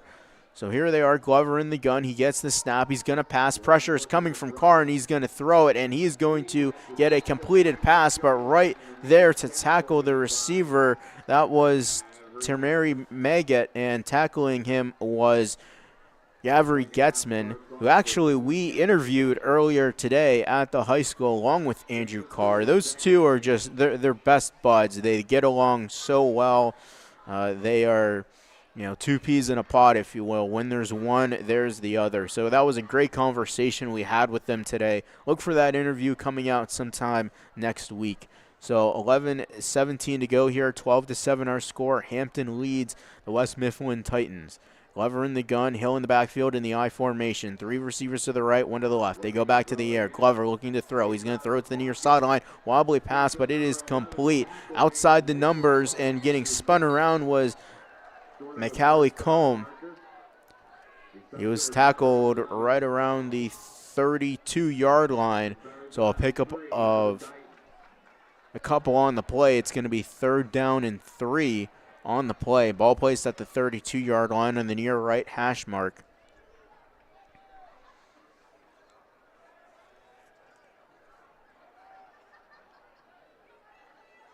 So again, we'll have to watch the fumbles. We saw a couple of them, at least 3 or 4 in that first half. The snap, the handoff to Hill. He's going to run up the middle, finds a gap. He's going to break free. Hill past the 40, the 45, the 50. There he goes. Pedal to the metal. 30, 25, and he gets knocked out of bounds on the far sideline. What a run by Armand Hill as he looks to get going in the second half. And they will mark him inside the 25. It looks like they'll mark him at the 25 exactly, so what a run by Armand Hill. They go up with at least 40 on the play. Glover in the gun, Hill in the backfield right behind him. 2 receivers to the left, 1 to the right. Hill again runs up the middle, finds a gap, tries to make a move, trying to get to the 10, but he's going to be stopped short, but he picks up the first down. So Armand Hill, one of the more dynamic running backs in the Whitfield, he sets up shop for the Titans at a first down and 10 at the 12-yard line. So they can get to the 2 for the first down. Glover will go in the gun. He's got Hill in the backfield behind him. He's got 2 receivers to the right, 1 to his left. Jose Perez is out to the left, and he's got Cobb and Maggett to his right. Glover in the gun, gets the snap. He's going to hand off to Hill. He's going to run up to the left side. He's going to try and find the edge, and he is going to be tackled inside the 10. And Willie Hazelrig was on the tackle. Pickup of 5 on the play. He got brought down at the 7-yard line. Second down and 5.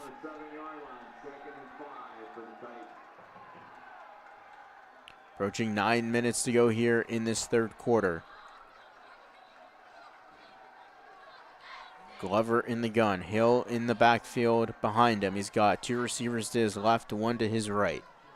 Gets the snap. He's going to roll out to the right. He's going to look to throw, and he's going to but it's intercepted! Intercepted by Shane Ristorti down the near sideline, past the 40, the 50, and he gets brought down right before midfield. Shane Ristorti read the route, and he jumped in front of the ball, and a huge turnover for the Talbots.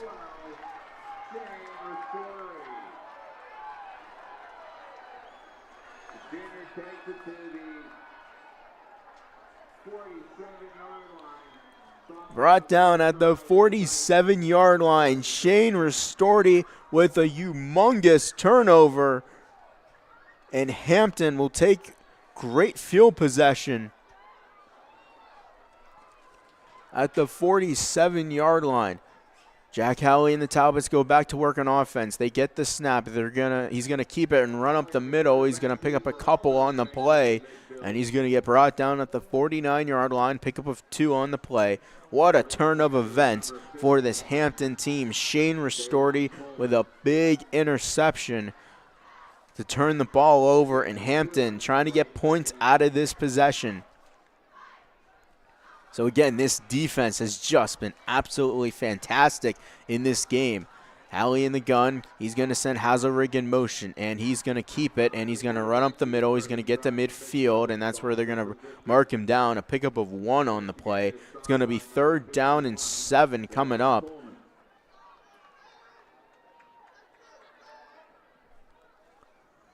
Approaching 7:50 to go rather. Hampton leads 12-7 as Ryan Scully comes out in exchange for Brody Junker.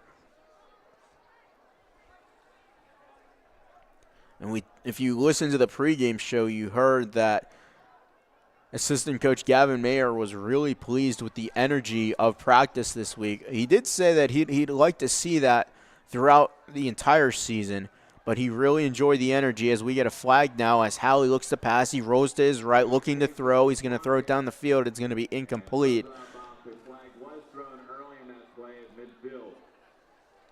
So we'll see what the penalty is here.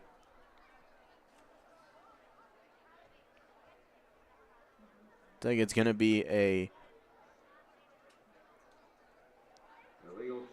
illegal shift on Hampton, so that will knock him back a couple of yards. So it's going to be 4th down. So following the interception, Hampton will have to punt. So an empty possession for Hampton.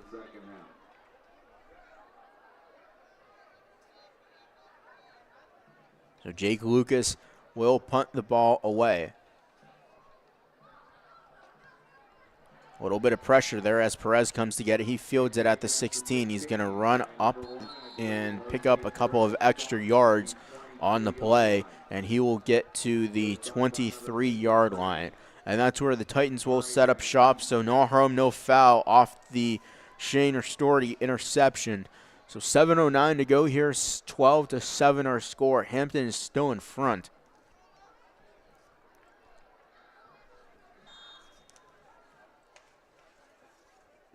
So 1st and 10 for the Titans. They are moving the ball from left to right in this third quarter. 7:09 to play here for the end of the quarter. Glover in the gun. Hill to his right. 2 receivers to his left, 1 to his right. He gets the snap. He's going to hand off to Hill. He's going to run to the far sideline, trying to find an edge past the 20, trying to get to the 25 outside the numbers, and he will get tackled right around the 29-yard line, rather. So a pickup of a couple on the play, pickup of about maybe 6 or 7. So it's going to be 2nd down, and they'll say 4. So pick up a 6, rather.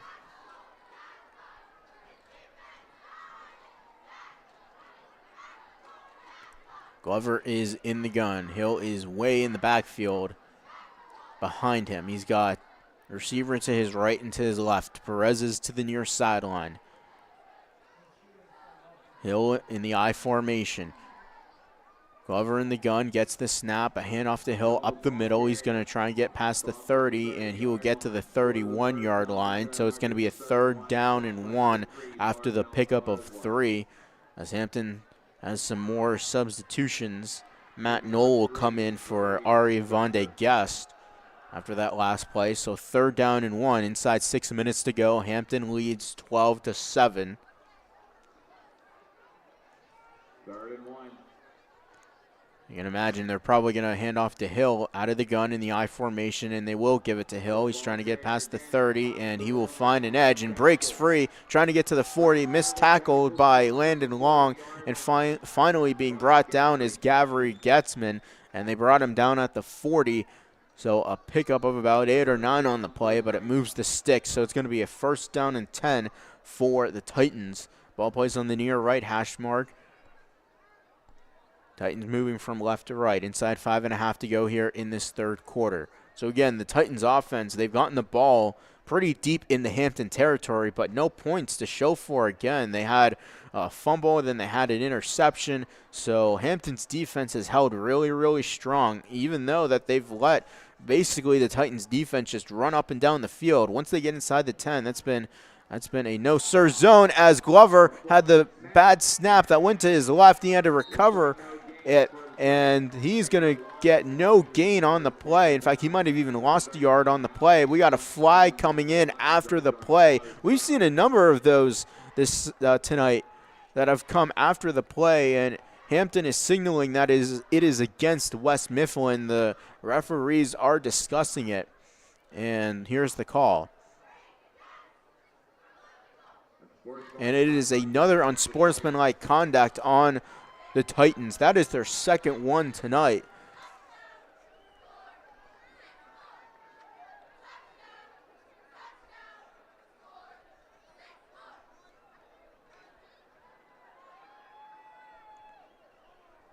That's going to take the ball to about the 26-yard line.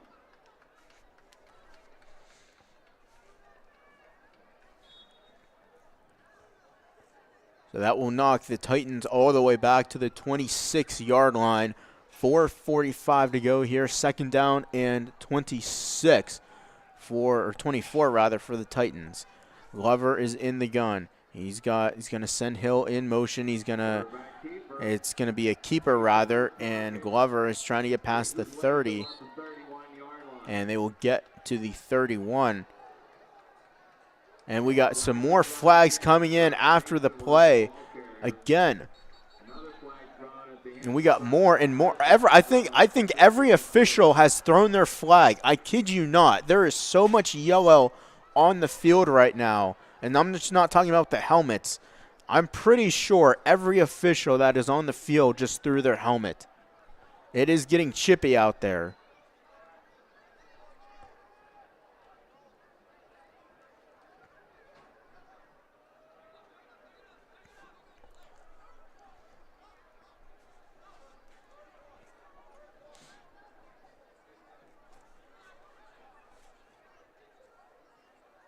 So the officials are discussing at the 30-yard line. It's gotten pretty chippy out there, and there have been multiple personal fouls, multiple unsportsmanlike conducts.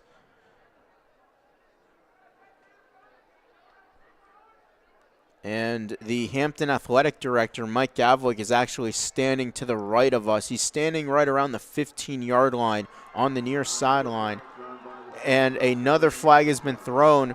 That was against Hampton head coach Steve Sholo. He was arguing with the official, and the official had enough of it and threw a flag. Think of it as like a technical foul, essentially, in basketball when a coach is arguing and then you get the whistle followed by the tee.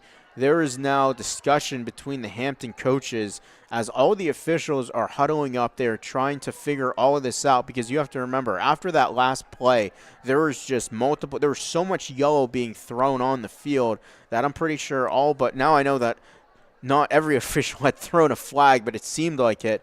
It seemed that one official still had a flag, as head coach Steve Sholo got a flag himself. So they're trying to sort everything out. It looks like we have an injury here on the near sideline. Shane Ristorti, who just had that big interception on the last possession, is being looked at by the medical staff. So we have an unsportsmanlike conduct on both Hampton and West Mifflin. We have a sideline warning from Hampton. So the sideline warning, actually, I'm guessing that was when head coach Steve Sholo was arguing with the official on the near sideline. So the sideline warning does not come with any penalty lossage, and the unsportsmanlike conducts right now, we'll see if they offset. So we'll see if we just play ball from here. It's going to be a 3rd down and 24 for the Titans, as head coach Steve Sholo is still arguing, and another flag was just thrown. I kid you not. Another flag was just thrown. Oh, I take that back. They were handing it back to the ref. I thought maybe for a second there they were throwing another flag, but they were just throwing it back to the official. But anyway, so it seems like everything has been cleared up here for now. So, again, there were 2 unsportsmanlike penalties and a sideline warning from Hampton. Again, the sideline warning does not come with any loss of yardage. And it's, if you really want to call it a foul, it kind of is and it kind of isn't. But anyway, so there were 2 unsportsmanlike penalties on both teams. They offset. So we're going to play on as if almost none of that happened, believe it or not. So play is going to resume here. So you'd imagine the officials are going to be calling a much tighter game now as we get set to play ball here. It's going to be a 3rd and 20 now for the Titans. Ball placed on the far left hash mark. Glover is going to be in the gun. He's got 2 backs to his right and to his left. On a 3rd and 20. He's going to get the snap. It's going to be a direct draw. Actually, that's going to go to Hill, rather. And Hill's not going to go anywhere. Picked up maybe 2 or 3 on the play. Good pursuit from Hampton. So now we'll see what head coach B.J. Pugh is going to do. He's used Hill out of the Wildcat from the last couple of plays. So we'll see if they decide to punt the ball and not try. This would be right now a 4th and 17 they would attempt. And they're going to do the smart thing and punt the ball. And the punter is also the kicker, as we mentioned. That is Landon Jeffrey. And Heath Bargo is going to step back just in front of his 30-yard line to receive the punt. Again, the receivers are not necessarily going back as much, again, because of the cold air. The ball is not going to travel. So Jeffrey to punt, Bargo to receive, except, if you guessed it, there was a penalty and a false start. So that's going to back up the Titans an extra 5 yards and put them at the 27-yard line.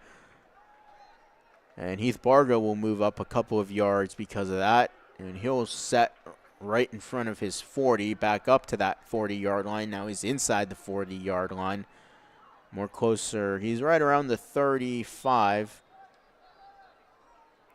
to receive the kick. So 3:15 to go.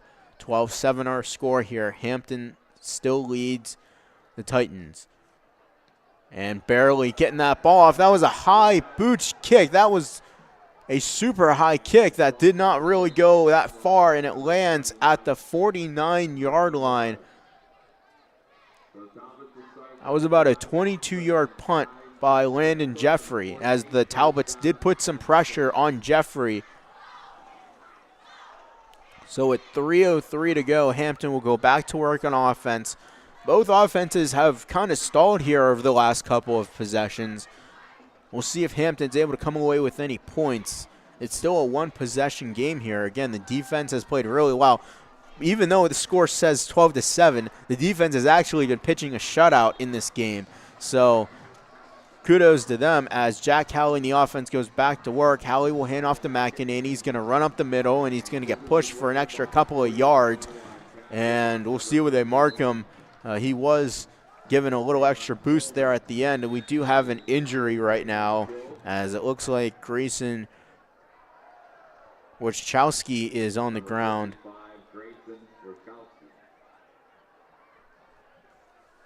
As he's on one knee.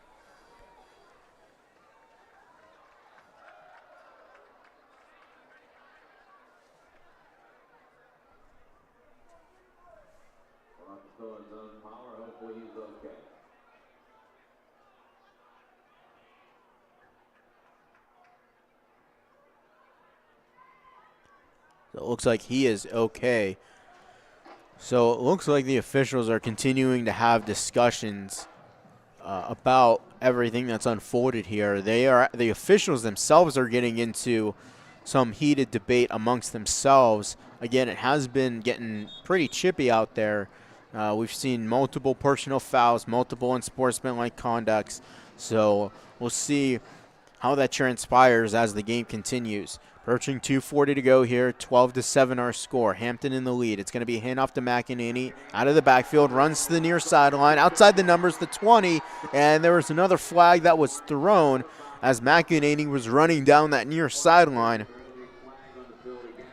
So we'll see what this call is. You imagine it's going to be coming back here.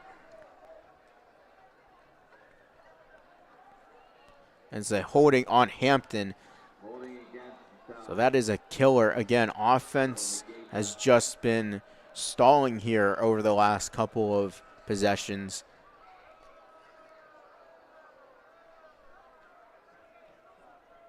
Flag is at the 20, so that's at the 37-yard line, so it's still first down for the Talbots.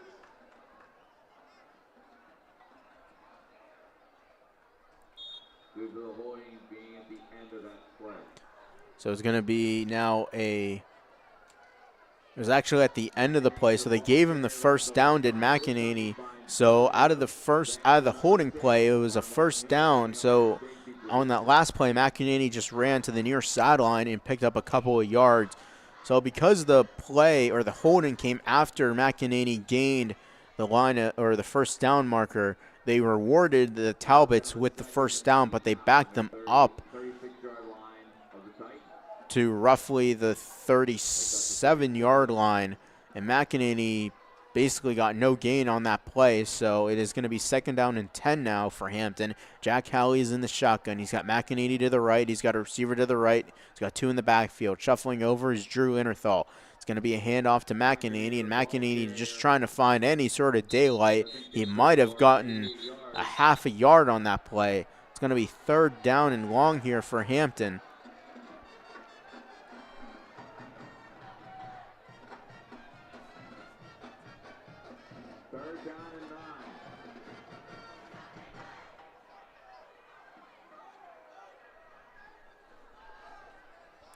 Third down and about 9.5 to go here for Hampton. Inside 2 minutes to go, they lead 12-7 over the Titans. Howley in the gun, McEnany to the right. He's got three receivers to his right, none to his left. He gets the snap. He rolls out to his right. He looks to throw. He's going to fire a bullet to the far sideline, and it is complete to Willie Hazelrig, and he'll get past the 25 to the 24-yard line. A pickup of 13 on the play.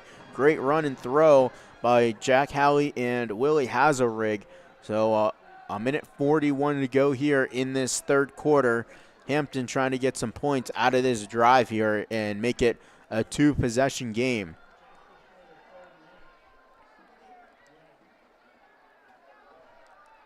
So 141 to go here. Hampton leads 12-7. Howley in the gun. He's got McEnany to his left. Gets the snap, and he drops the ball, and he's going to have to just fall on it, and he'll fall at the 29-yard line. Loss of 5 on the play. Second down and 15. Second down, 15.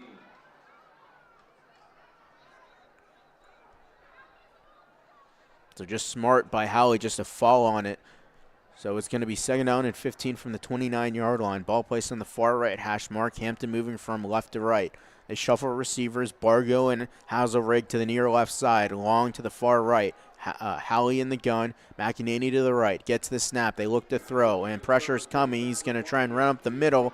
And he's still going to lose yardage. He only got to the 30-yard line, which is a loss of 1. So it's going to be third down and 16 coming up inside a minute to go here in this third quarter. So we'll see what the Talbots want to do if they want to play 4-down territory here. You kind of imagine that they are in 4-down territory. So if they can get maybe another 8 to 10 yards here and at least make it a somewhat manageable fourth down, they'll take that because the defense has just been playing so well. Again, yes, the score says 12-7, but the defense did not give up those 7 points. That was the offense that did to the Titans. So here we go. Howley in the gun. McEnany to the left. He sends long in motion. Howley to throw. Pressure coming. Just barely got the ball off. And he wanted. Bargo has got tipped. And it's incomplete. Getting his hand on it was Jerome Mason, who almost had an interception. And it's now a fourth down and 16 with 11 seconds to go in the third quarter. So let's see what they do here, if this is going to be a super long field goal or a really long punt. They're going to go for the field goal here. They are looking at a 48-yard field goal. Remember, Jake Lucas hit a 46-yarder against Shaler to win the game back in week 3. So here we go, a 48-yard field goal. Howley, the holder. Ball placed on the far right hash mark. Good snap, good hold. The kick is up, and it's going to be no good. It's going to fall at least 3 or 4 yards short, so it's worth a try. Again, the defense has just been playing so well that, again, it's if you turn the ball over where it is, it's like, okay, go for it. You know what I mean? So, again, the Talbot offense has stalled again, but the defense is going to have to pick them up. There's only 6 seconds to go here in the third quarter, as we'll see what this opening play here will bring. Though it is worth noting that there have been multiple personal foul calls on the Titans and the Talbots too, but the Titans do have had more in this game. It has gotten chippy, and they've seemed to come a little bit more from the offense than the defense. As Glover will hand off to Hill, and Hill will find a nice hole, but he'll only pick up a couple of yards as the Talbots are in pursuit. And we have another flag on the play. It has been a flag fest out there. And the far judge threw the flag, or the far official, rather.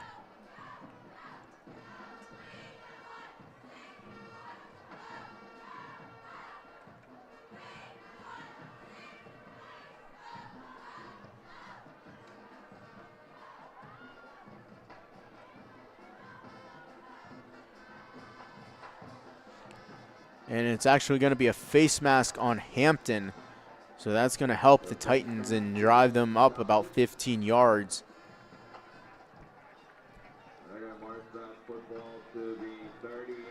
Either way, it is 12-7 as the clock has reached 0.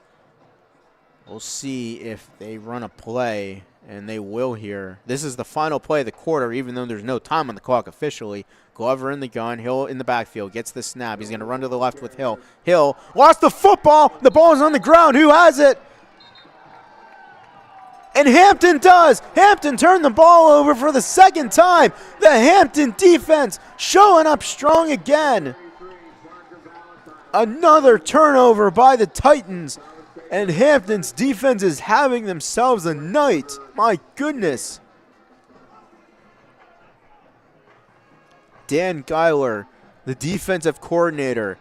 Man, is he having a great night with his defense.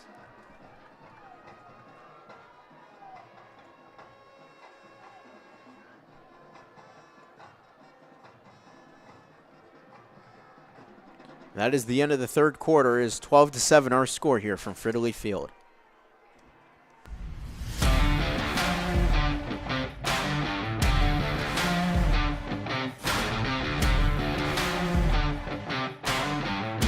The Hampton Talbots Sports Network will return in just a moment.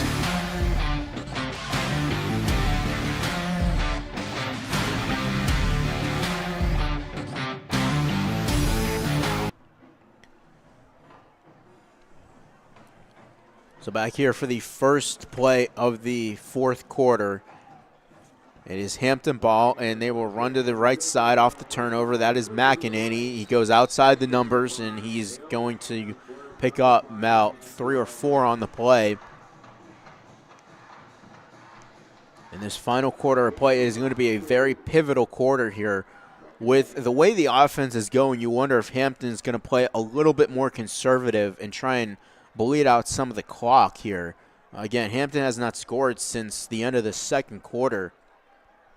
So we'll see what head coach Steve Scholla wants to do.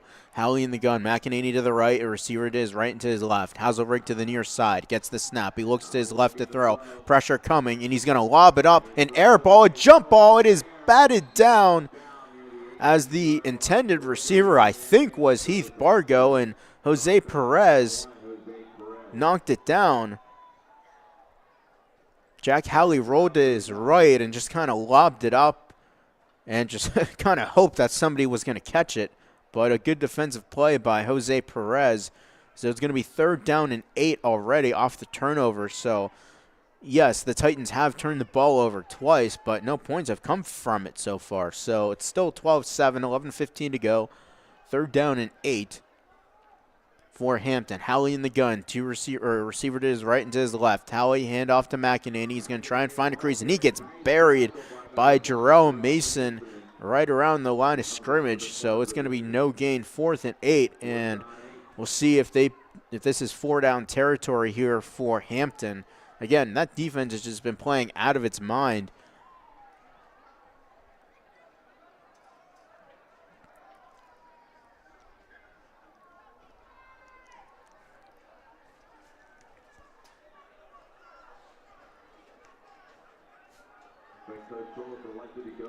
So they're going to go for it. Howley in the gun. McEnany to the left. 2 receivers to the left, 1 to the right. He's going to throw it, and it's going to be almost intercepted. There was miscommunication between Jack Howley and Willie Hazelrig. That was almost intercepted by Malik Cobb. Jack Howley thought Willie Hazelrig was going to stop and come back to the ball, and Willie Hazelrig just ran a go route. He didn't stop, and because of that, Cobb just jumped the route, and there was nobody there, and he still might be running if he catches the ball. So it's a turnover on downs for Hampton rather. So they give the ball back to Armand Hill and that Titan offense. Coming into this game, the Titan offense had put up over 80 points in their last 2 games, albeit against Knox and Indiana. They've only scored 187 points this season. They average about 20.7 points per game. If you think about it, they haven't scored at all today because that 7 points has come from the defense. As Glover's going to throw out of the RPO, he's going to lob it up to Mason. Mason's going to find a nice hole. He's going to run to the far sideline past the 45, the 40, and that's where he's going to get brought down. So the Titan offense to a good start to the possession off the turnover on downs.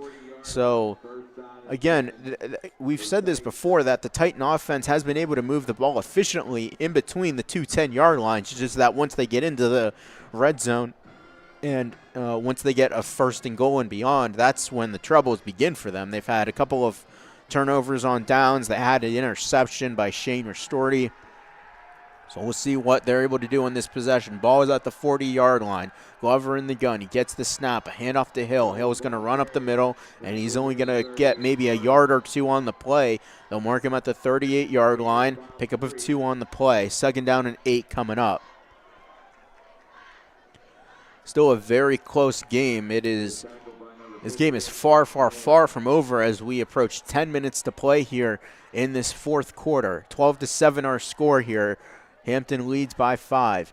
And again, Hampton needs this win badly to stay even, just to be a thought in the playoff race. Again, they won't get the 7th seed. They have to hope for the 8th seed and just hope that Chartiers Valley and West Allegheny have bad games so that they can get the final spot.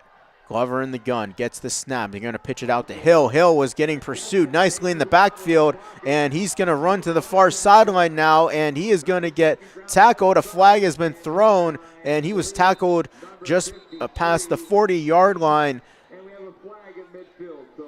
So we do have a flag at midfield. That flag is on the 5 of the 50-yard line on the near sideline.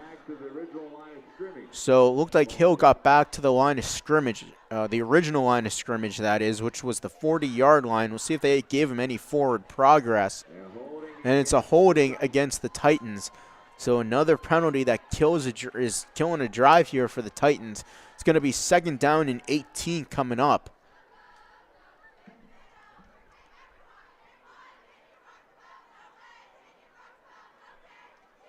That takes the ball to the 48-yard line. It'll be about 2nd down and 18. So 2nd down and 18 here now for the Titans. Ball placed at the 48-yard line. And we get a timeout here. So they're going to actually mark him up at the 47-yard line.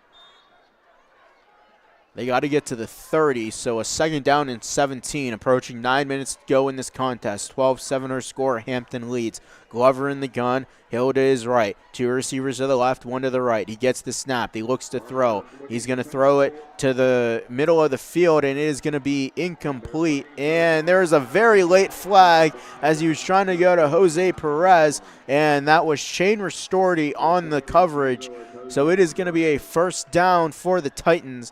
It's going to be a 15-yard penalty. Again, remember, no spot foul in high school football. It is about a 15-yard penalty for pass interference. So that is going to help the Titans out tremendously. That should put them right around the 32-yard line.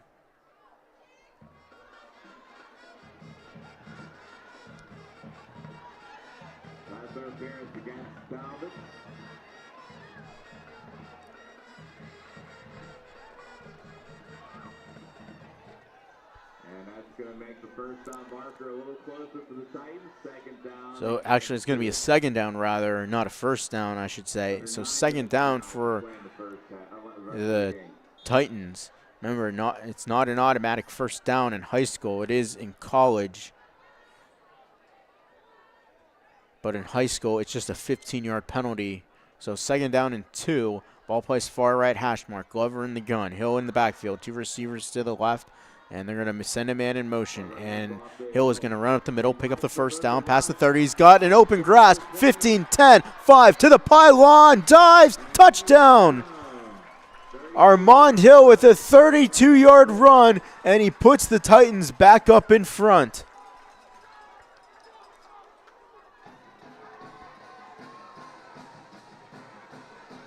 Looks like the Hampton sideline wanted a penalty, but they're not going to get it. So it is now a 13-12 score. The Titans now jump back in front. That was the first scoring since the end of the 2nd quarter. So 8:43 to go here. We'll see if they will try for 2 and to try and make this a 3-point game.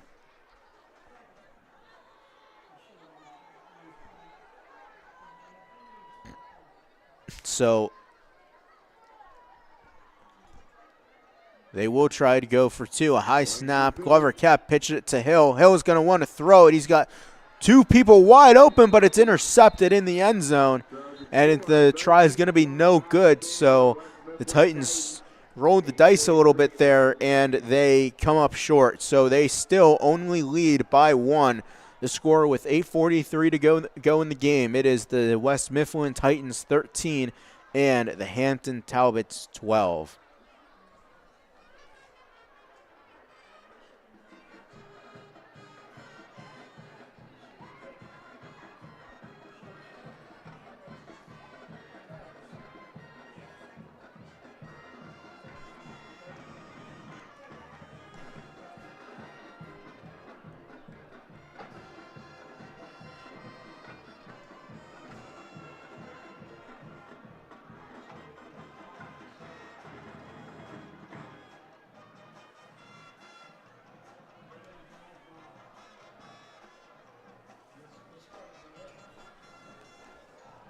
So Jeffrey will kick off from right to left to Hampton. They now trail by 1.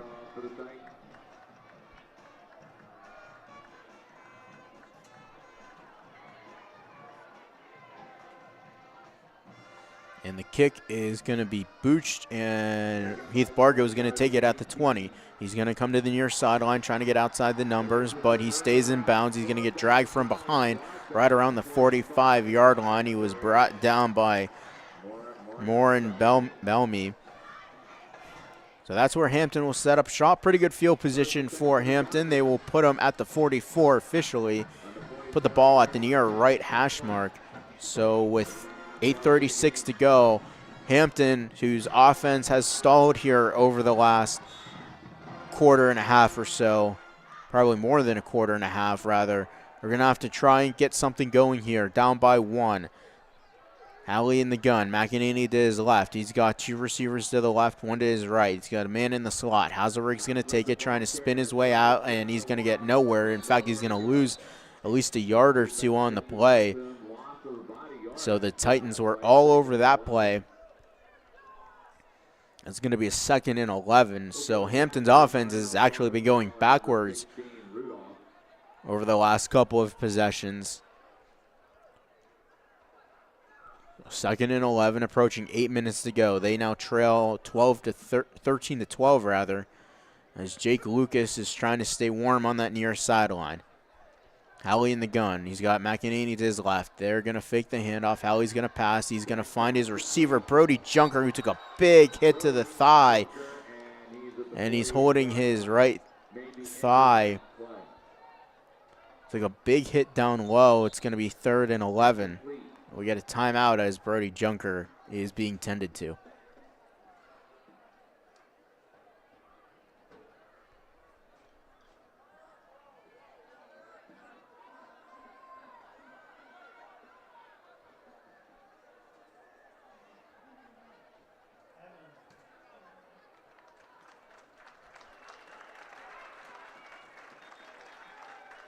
Looks like Brody's okay.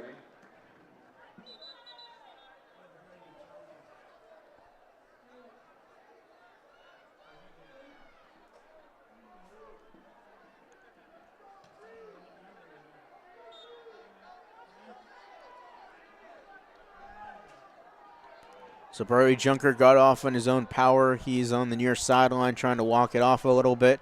So here we go. Jack Howley in the gun on a 3rd and 11. Maybe the biggest third down of the game. They're going to throw. He's going to throw it to Hazelrig at the 50. He's going to try and wiggle his way towards the first down, and he's close. We'll see. Did he get it? He had to get to the 46-yard line, and he got it. He got the first down. What a play. What an extension by Willie Hazelrig to pick up the first down. So it's a brand new set of downs for Hampton on a big 3rd down and 11. 7.5 to go here. They trail 13 to 12 to West Mifflin. Howley in the gun. He's got McEnany to the right, 2 receivers to his left. He's going to send a man in motion. They're going to hand it off to Bargo. Bargo's trying to find an edge outside the numbers to the 45, and he gained maybe a yard or 2 on the play.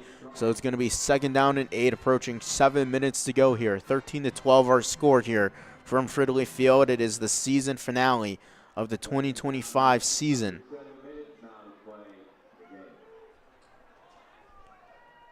Approaching 6:50 to go here in this second half, 4th quarter.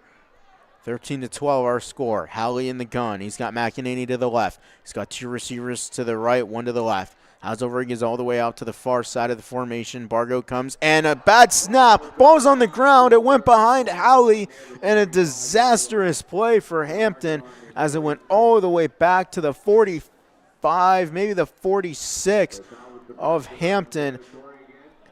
And that was just a disastrous play, and it's a 3rd and very long now. 3rd and 18 for Hampton.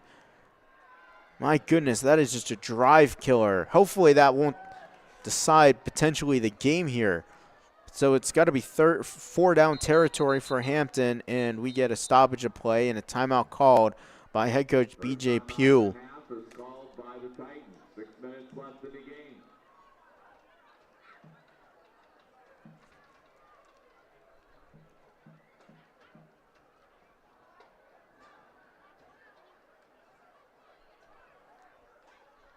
6:04 remaining in this game. Hampton's offense has stalled here really since the end of the first half. They haven't been able to get anything going offensively, and the Titans offense is also kind of stalled, but they did finally get on the board. I know it says 13-12, but again, the first score of the game came basically on the second play of the game when Evan McEnany fumbled and the Titans defense took it back for a touchdown. You take that off the board, you're looking at a 12-6, 12-7 game.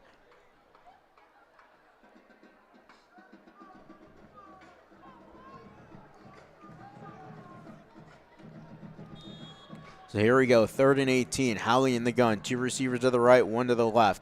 McEnany in the backfield. They're going to throw it. A quick shot out to Hauserrig on the near sideline. Makes a move, another move past the 40. Still trying to go, and he gets thrown out of bounds, and another flag is thrown. 2 flags are coming in.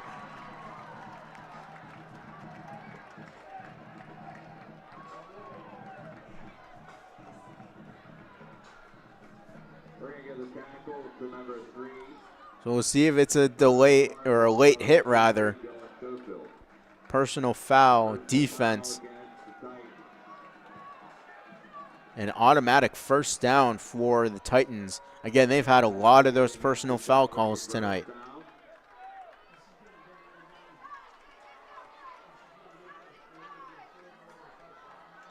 And it'll now be at the 24-yard line. First and 10 for the Talbots. Under 6 minutes now to play in the game. So a brand new set of downs for Hampton from the penalty. Howley's going to keep it out of the gun. He's going to run to the right outside the number. He's going to pick up a couple on the play.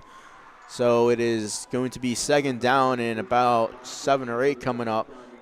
Approaching 5.5 to go here. Tackles made by number 51, Zayon Coleman.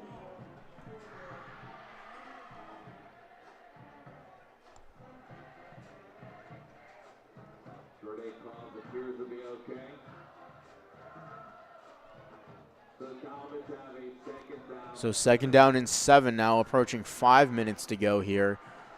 As Howley will go in the shotgun, as he's done all night. McEnany to the left, Bargo out to the far left side. Hauserrig to the near right side. McEnany's going to run up the middle, and he's going to pick up a couple more on the play. He's going to get inside the Pasquale's red zone to the 18-yard line. So they got to get to the 14-yard line for the first down. It's going to be 3rd and 4, another big 3rd down here. 3rd and 4 for the Talbots.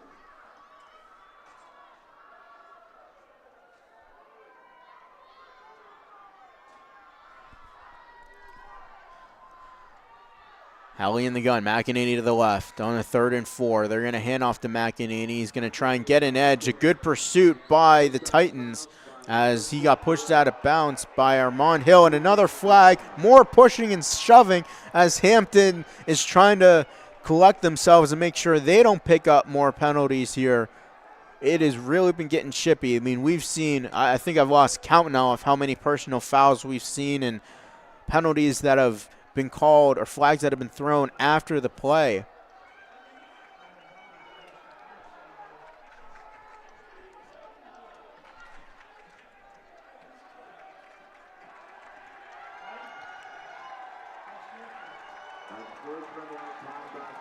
And unsportsmanlike conduct, and Darnell Carswell has been ejected from the game. So the Titan defender has been ejected. The 5'9" senior linebacker, he's been thrown out of the game. So that will put Hampton at the 10-yard line now, and the Titans are just giving the Talbots free yardage here with 4:22 to go here in this 4th quarter. Hampton trails 13-12 on a 1st and goal from the 10. Howley in the gun, McEnany to the left. He's got Bargo to the near right side. They're going to hand off to McEnany. He's going to try and get an edge, and he's going to lose yardage again, and he's going to get thrown out of bounds by Armand Hill. So they lose yardage on the play here. Hampton's offense still going backward. 2nd and 11 coming up. That's where they'll officially mark him.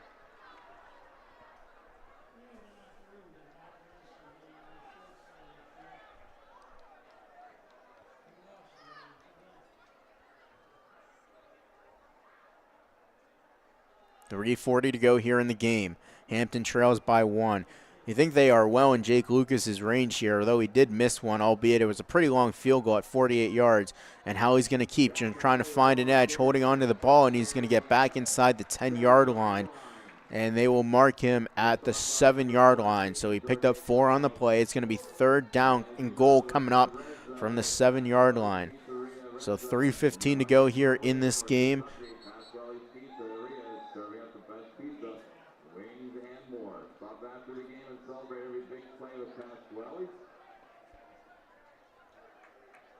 We get a timeout here.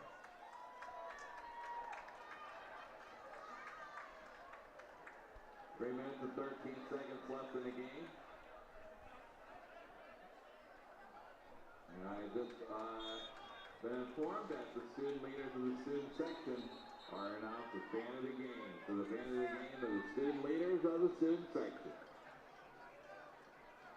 Wind the clock with just over 3 minutes. So on a 3rd and 7, and we have a offside and encroachment on the defense as they went to the hard count. Jack Howley with the hard snap count got the defense to jump offside. So that will be half a distance. So that will put this 3rd down a little bit more easier. And they're going to put it at the 3-yard line, it looks like. So 3rd down, or maybe the 4-yard line, I should say.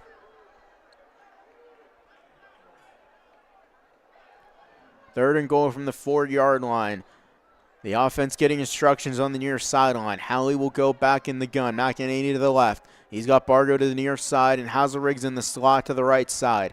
And Howley's going to hand off to McEnany. He's going to try and run up the middle, and he's going to get stopped after a couple of yards on the play. It's going to be a big 4th down here. Decision time now for Steve Sholo. What does he do? He's going to send Jake Lucas out to kick the go-ahead field goal to make this a 2-point game. The ball is placed at the 2-yard line right now. This is a 20-yard field goal right now. Ball is placed at the near right hash mark, and we got a timeout called by head coach B.J. Pugh of the West Mifflin Titans. So he will go over. So it was actually will give head coach Steve Sholo a minute to think about it here. So Hampton's offense, again, has stalled pretty much since the end of the 2nd quarter. They finally get a good drive going here, albeit they were helped out tremendously by penalties from the Titans. They find themselves at a 4th and 2 from the 2-yard line. They're going to, at least for now, it looks like they're going to try and kick a field goal here.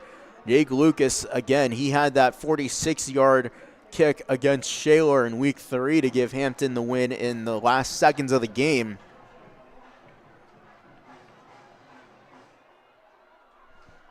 So here we go. Jack Howley is the holder. Jake Lucas to kick it. Ball again is placed on the near right hash mark. Ari Von de Guest is the long snapper. Good snap, good hold. The kick is good, and Jake Lucas puts the Talbots on top, 15-13 with 2:13 to go in this game.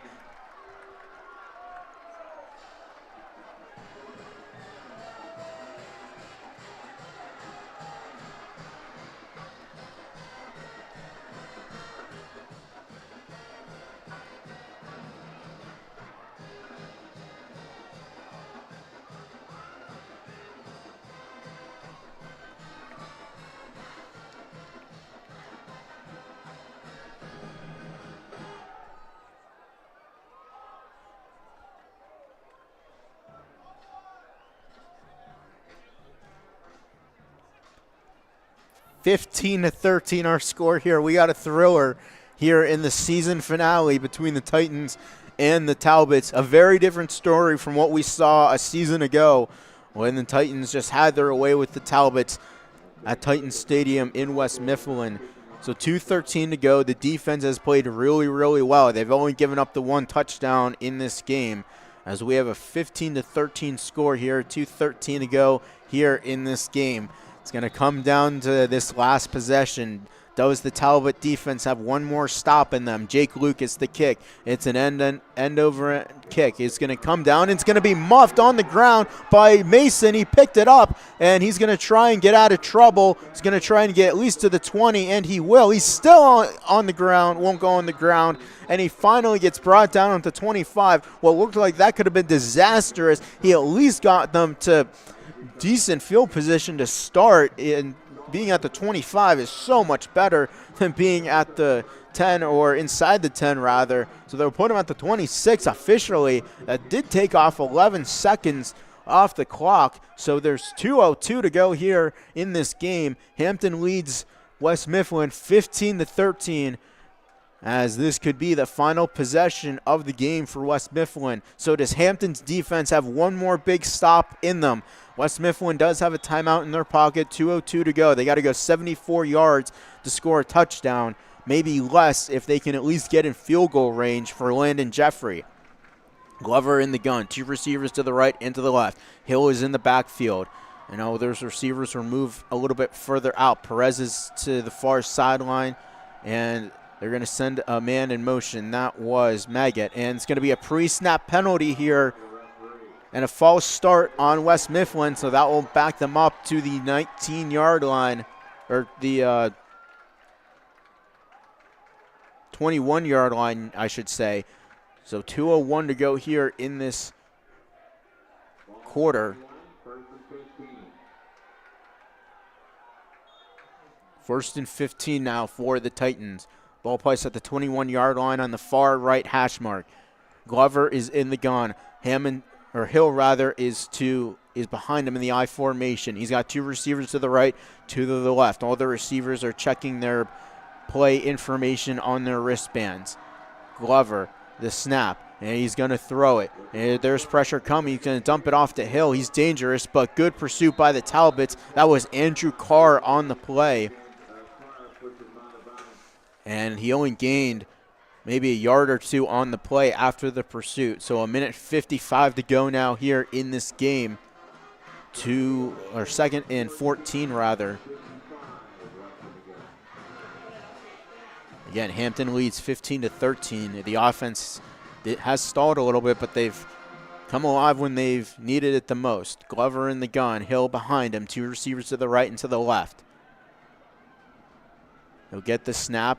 He will throw it again out to the flat to Jose Perez. He will cut up the middle and get to the 30-yard line. And it's going to be 3rd down now coming up with 1:45 to go here in this game. So Andrew Carr was on the tackle. Approaching 1:35 to go here as the Titans will check their play information on their wristband. 1:30 to go now, 3rd and 6. Glover, and the ball's on the ground. It was a bad snap. He's got to try and get out of it. Pressure coming, spins around. He still won't go down. He ran into his lineman, and he is brought down by Ari Van de Gest. What a big stop. And we got more flags coming up after the play.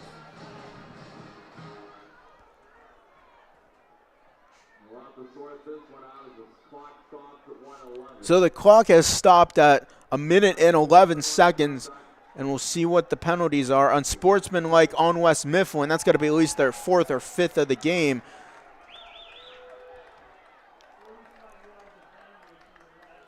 And what a tremendous stop by this Hampton defense, albeit again they got a little bit of help from the bad snap.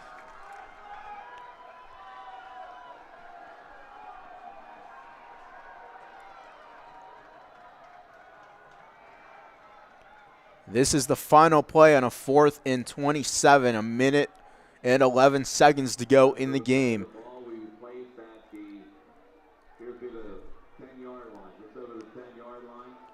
They will put it at the 10-yard line, like the 10.2-yard line, I should say. 4th and 26, 1:11 to go.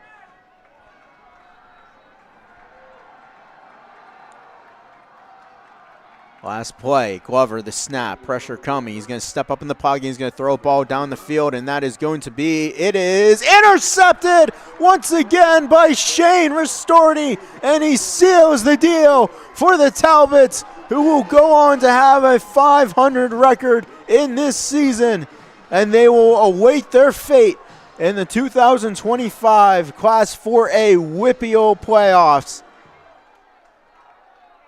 And they will avenge their awful, bitter loss from a season ago.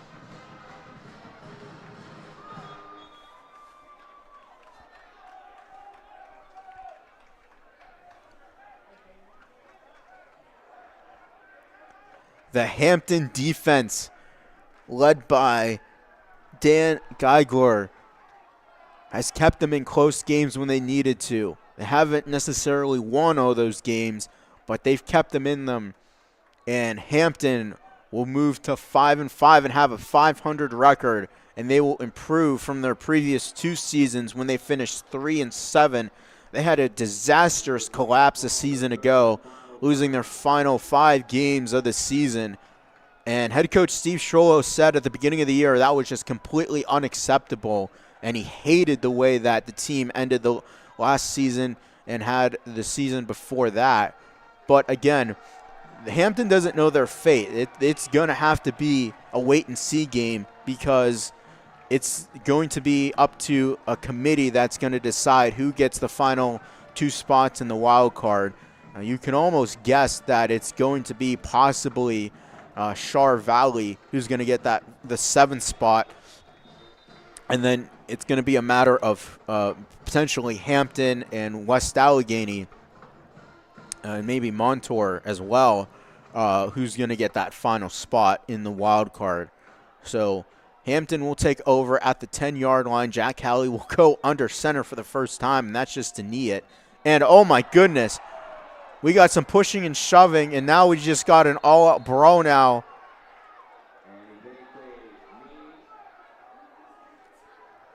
As Seacon Coleman just shoved one of the offensive linemen on Hampton, as frustration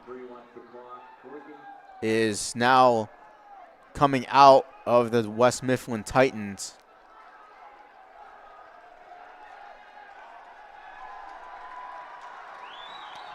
And that's going to be it. There's just been too much chippiness and unsportsmanlike conduct.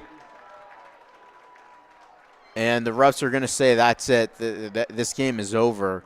Even though there is still time on the clock, the play clock that is, meaning that Hampton still technically had to snap the ball. The ref said just enough is enough.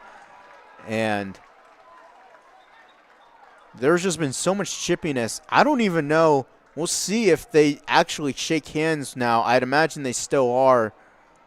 This is going to be a very interesting handshake line as the clock now officially hits 0. And the final score is the Hampton Talbots 15 and the West Mifflin Titans 13. In a game that Hampton just absolutely had to have in order to keep their playoff hopes alive. As we now are going to have our handshake line. This is going to be interesting. We're going to stay on the air here to see how this handshake line goes as Steve Sciolo and BJ Pugh come to shake hands.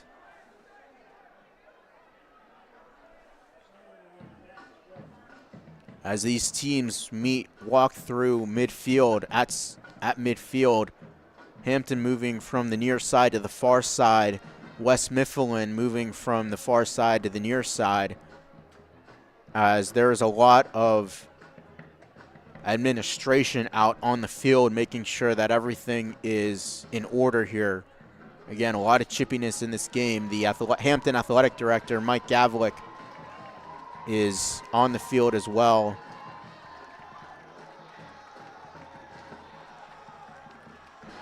As he is ordering the team, the Hampton team, to come to the near sideline just to try and avoid any sort of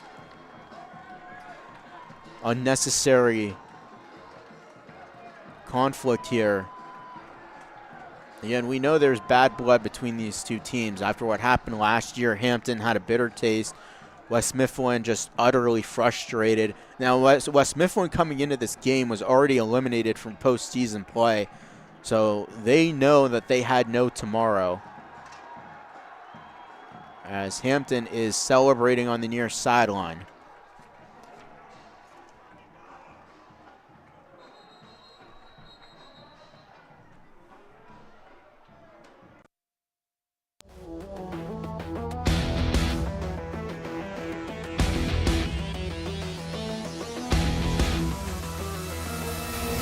It's now time for the Hampton Talbots post-game show, recapping all the action you just witnessed right here on the Hampton Talbots Sports Network.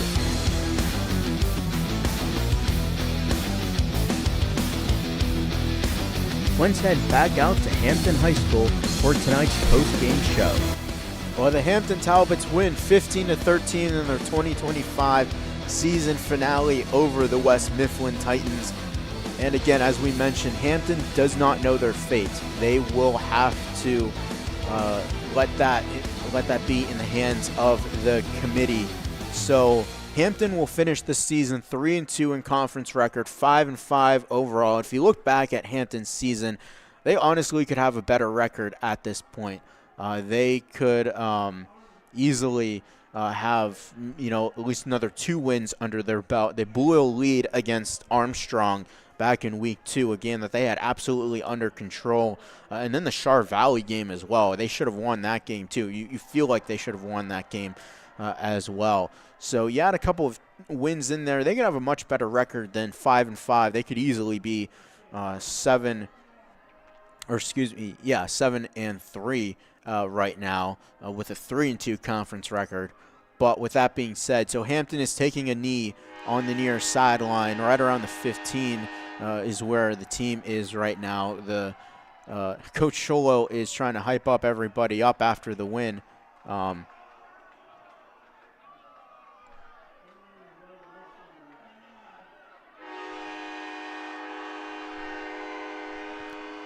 they got the horn to blow one last time here from Fridley Field, as this is officially the last game for Hampton at Fridley Field in the 2025 season. The next time they play a football game will be next fall in 2026.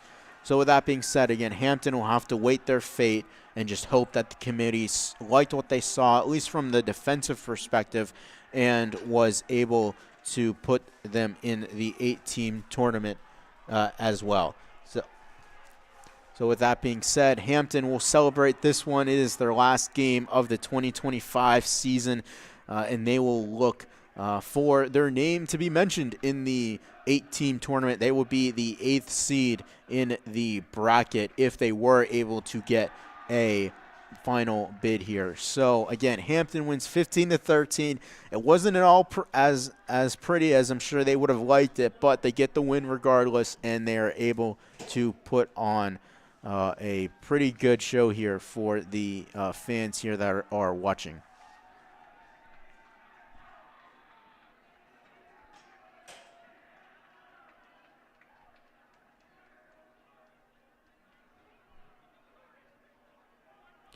So with that being said, our journey together here on the Hampton Talbots Sports Network is not over.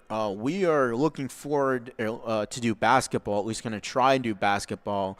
Still trying to work out the logistics of that here for the upcoming basketball season. It should be a good one. Head coach Joe Kingilla back for another season, his second year as the Hampton Talbots head coach following the resignation of legendary basketball coach Joe Lafko. So we will be looking forward to seeing everyone for the basketball season. As far as this goes for the football season next year, albeit I have no idea if this will continue next season. If it is not, I would like to thank each and every one of you who have listened to these couple of broadcasts that we've put on for you here from Fridley Field. It's been a pleasure to come back and do these games as I did back in 2019 when I attended Hampton High School as a senior. So with that being said, it's been really, really fun to be able to do this for you guys and put this broadcast on for you guys. Again, it's not over yet. We still got the basketball season ahead of us, hoping to do both boys and girls basketball. With that being said, again, I thank all of you for listening to these broadcasts. So, again, look forward to the basketball season as well. With that being said, again, apologies for the technical difficulties a little earlier in the show. With that being said, you really didn't miss much, to be honest, because West Mifflin took so much of the clock. They were getting it's like one of those there's 20 play drives where you get 1 yard here, 2 yards there, then 7 or 8 yards here. It was kind of one of those drives. With that being said, I realized the broadcast was down for probably a good 15 to 20 minutes before it was able to get back up. But anyway, with that being said, thank you all for listening to these broadcasts. I really do appreciate it, and thank you for allowing me to put them on. And thank you to Mike Gavlik as well. When I reached out to him actually it was the spring. It was, I think it was April or May when I reached out to him about doing this. He seemed really excited about doing it. So, again, I don't know what the future of these football broadcasts hold. If it's not back next year, again, I thank you for listening to these games. So with that being said, one final time from Fridley Field here, the Hampton Talbots victorious as they await their fate in the 2025 season. The final score, the Hampton Talbots 15 and the West Mifflin Titans 13. Thank you so much for listening to these broadcasts, everyone. I hope you enjoyed them as much as I did. Again, look forward to the basketball season. We'll hook up back in the gymnasium, the main gym, for the basketball season. So looking forward to that and bringing you more Hampton Talbots action here on the Hampton Talbots Sports Network. Thank you so much for listening. Have a great rest of your night, everybody, and we'll see you in a couple of weeks for the basketball season.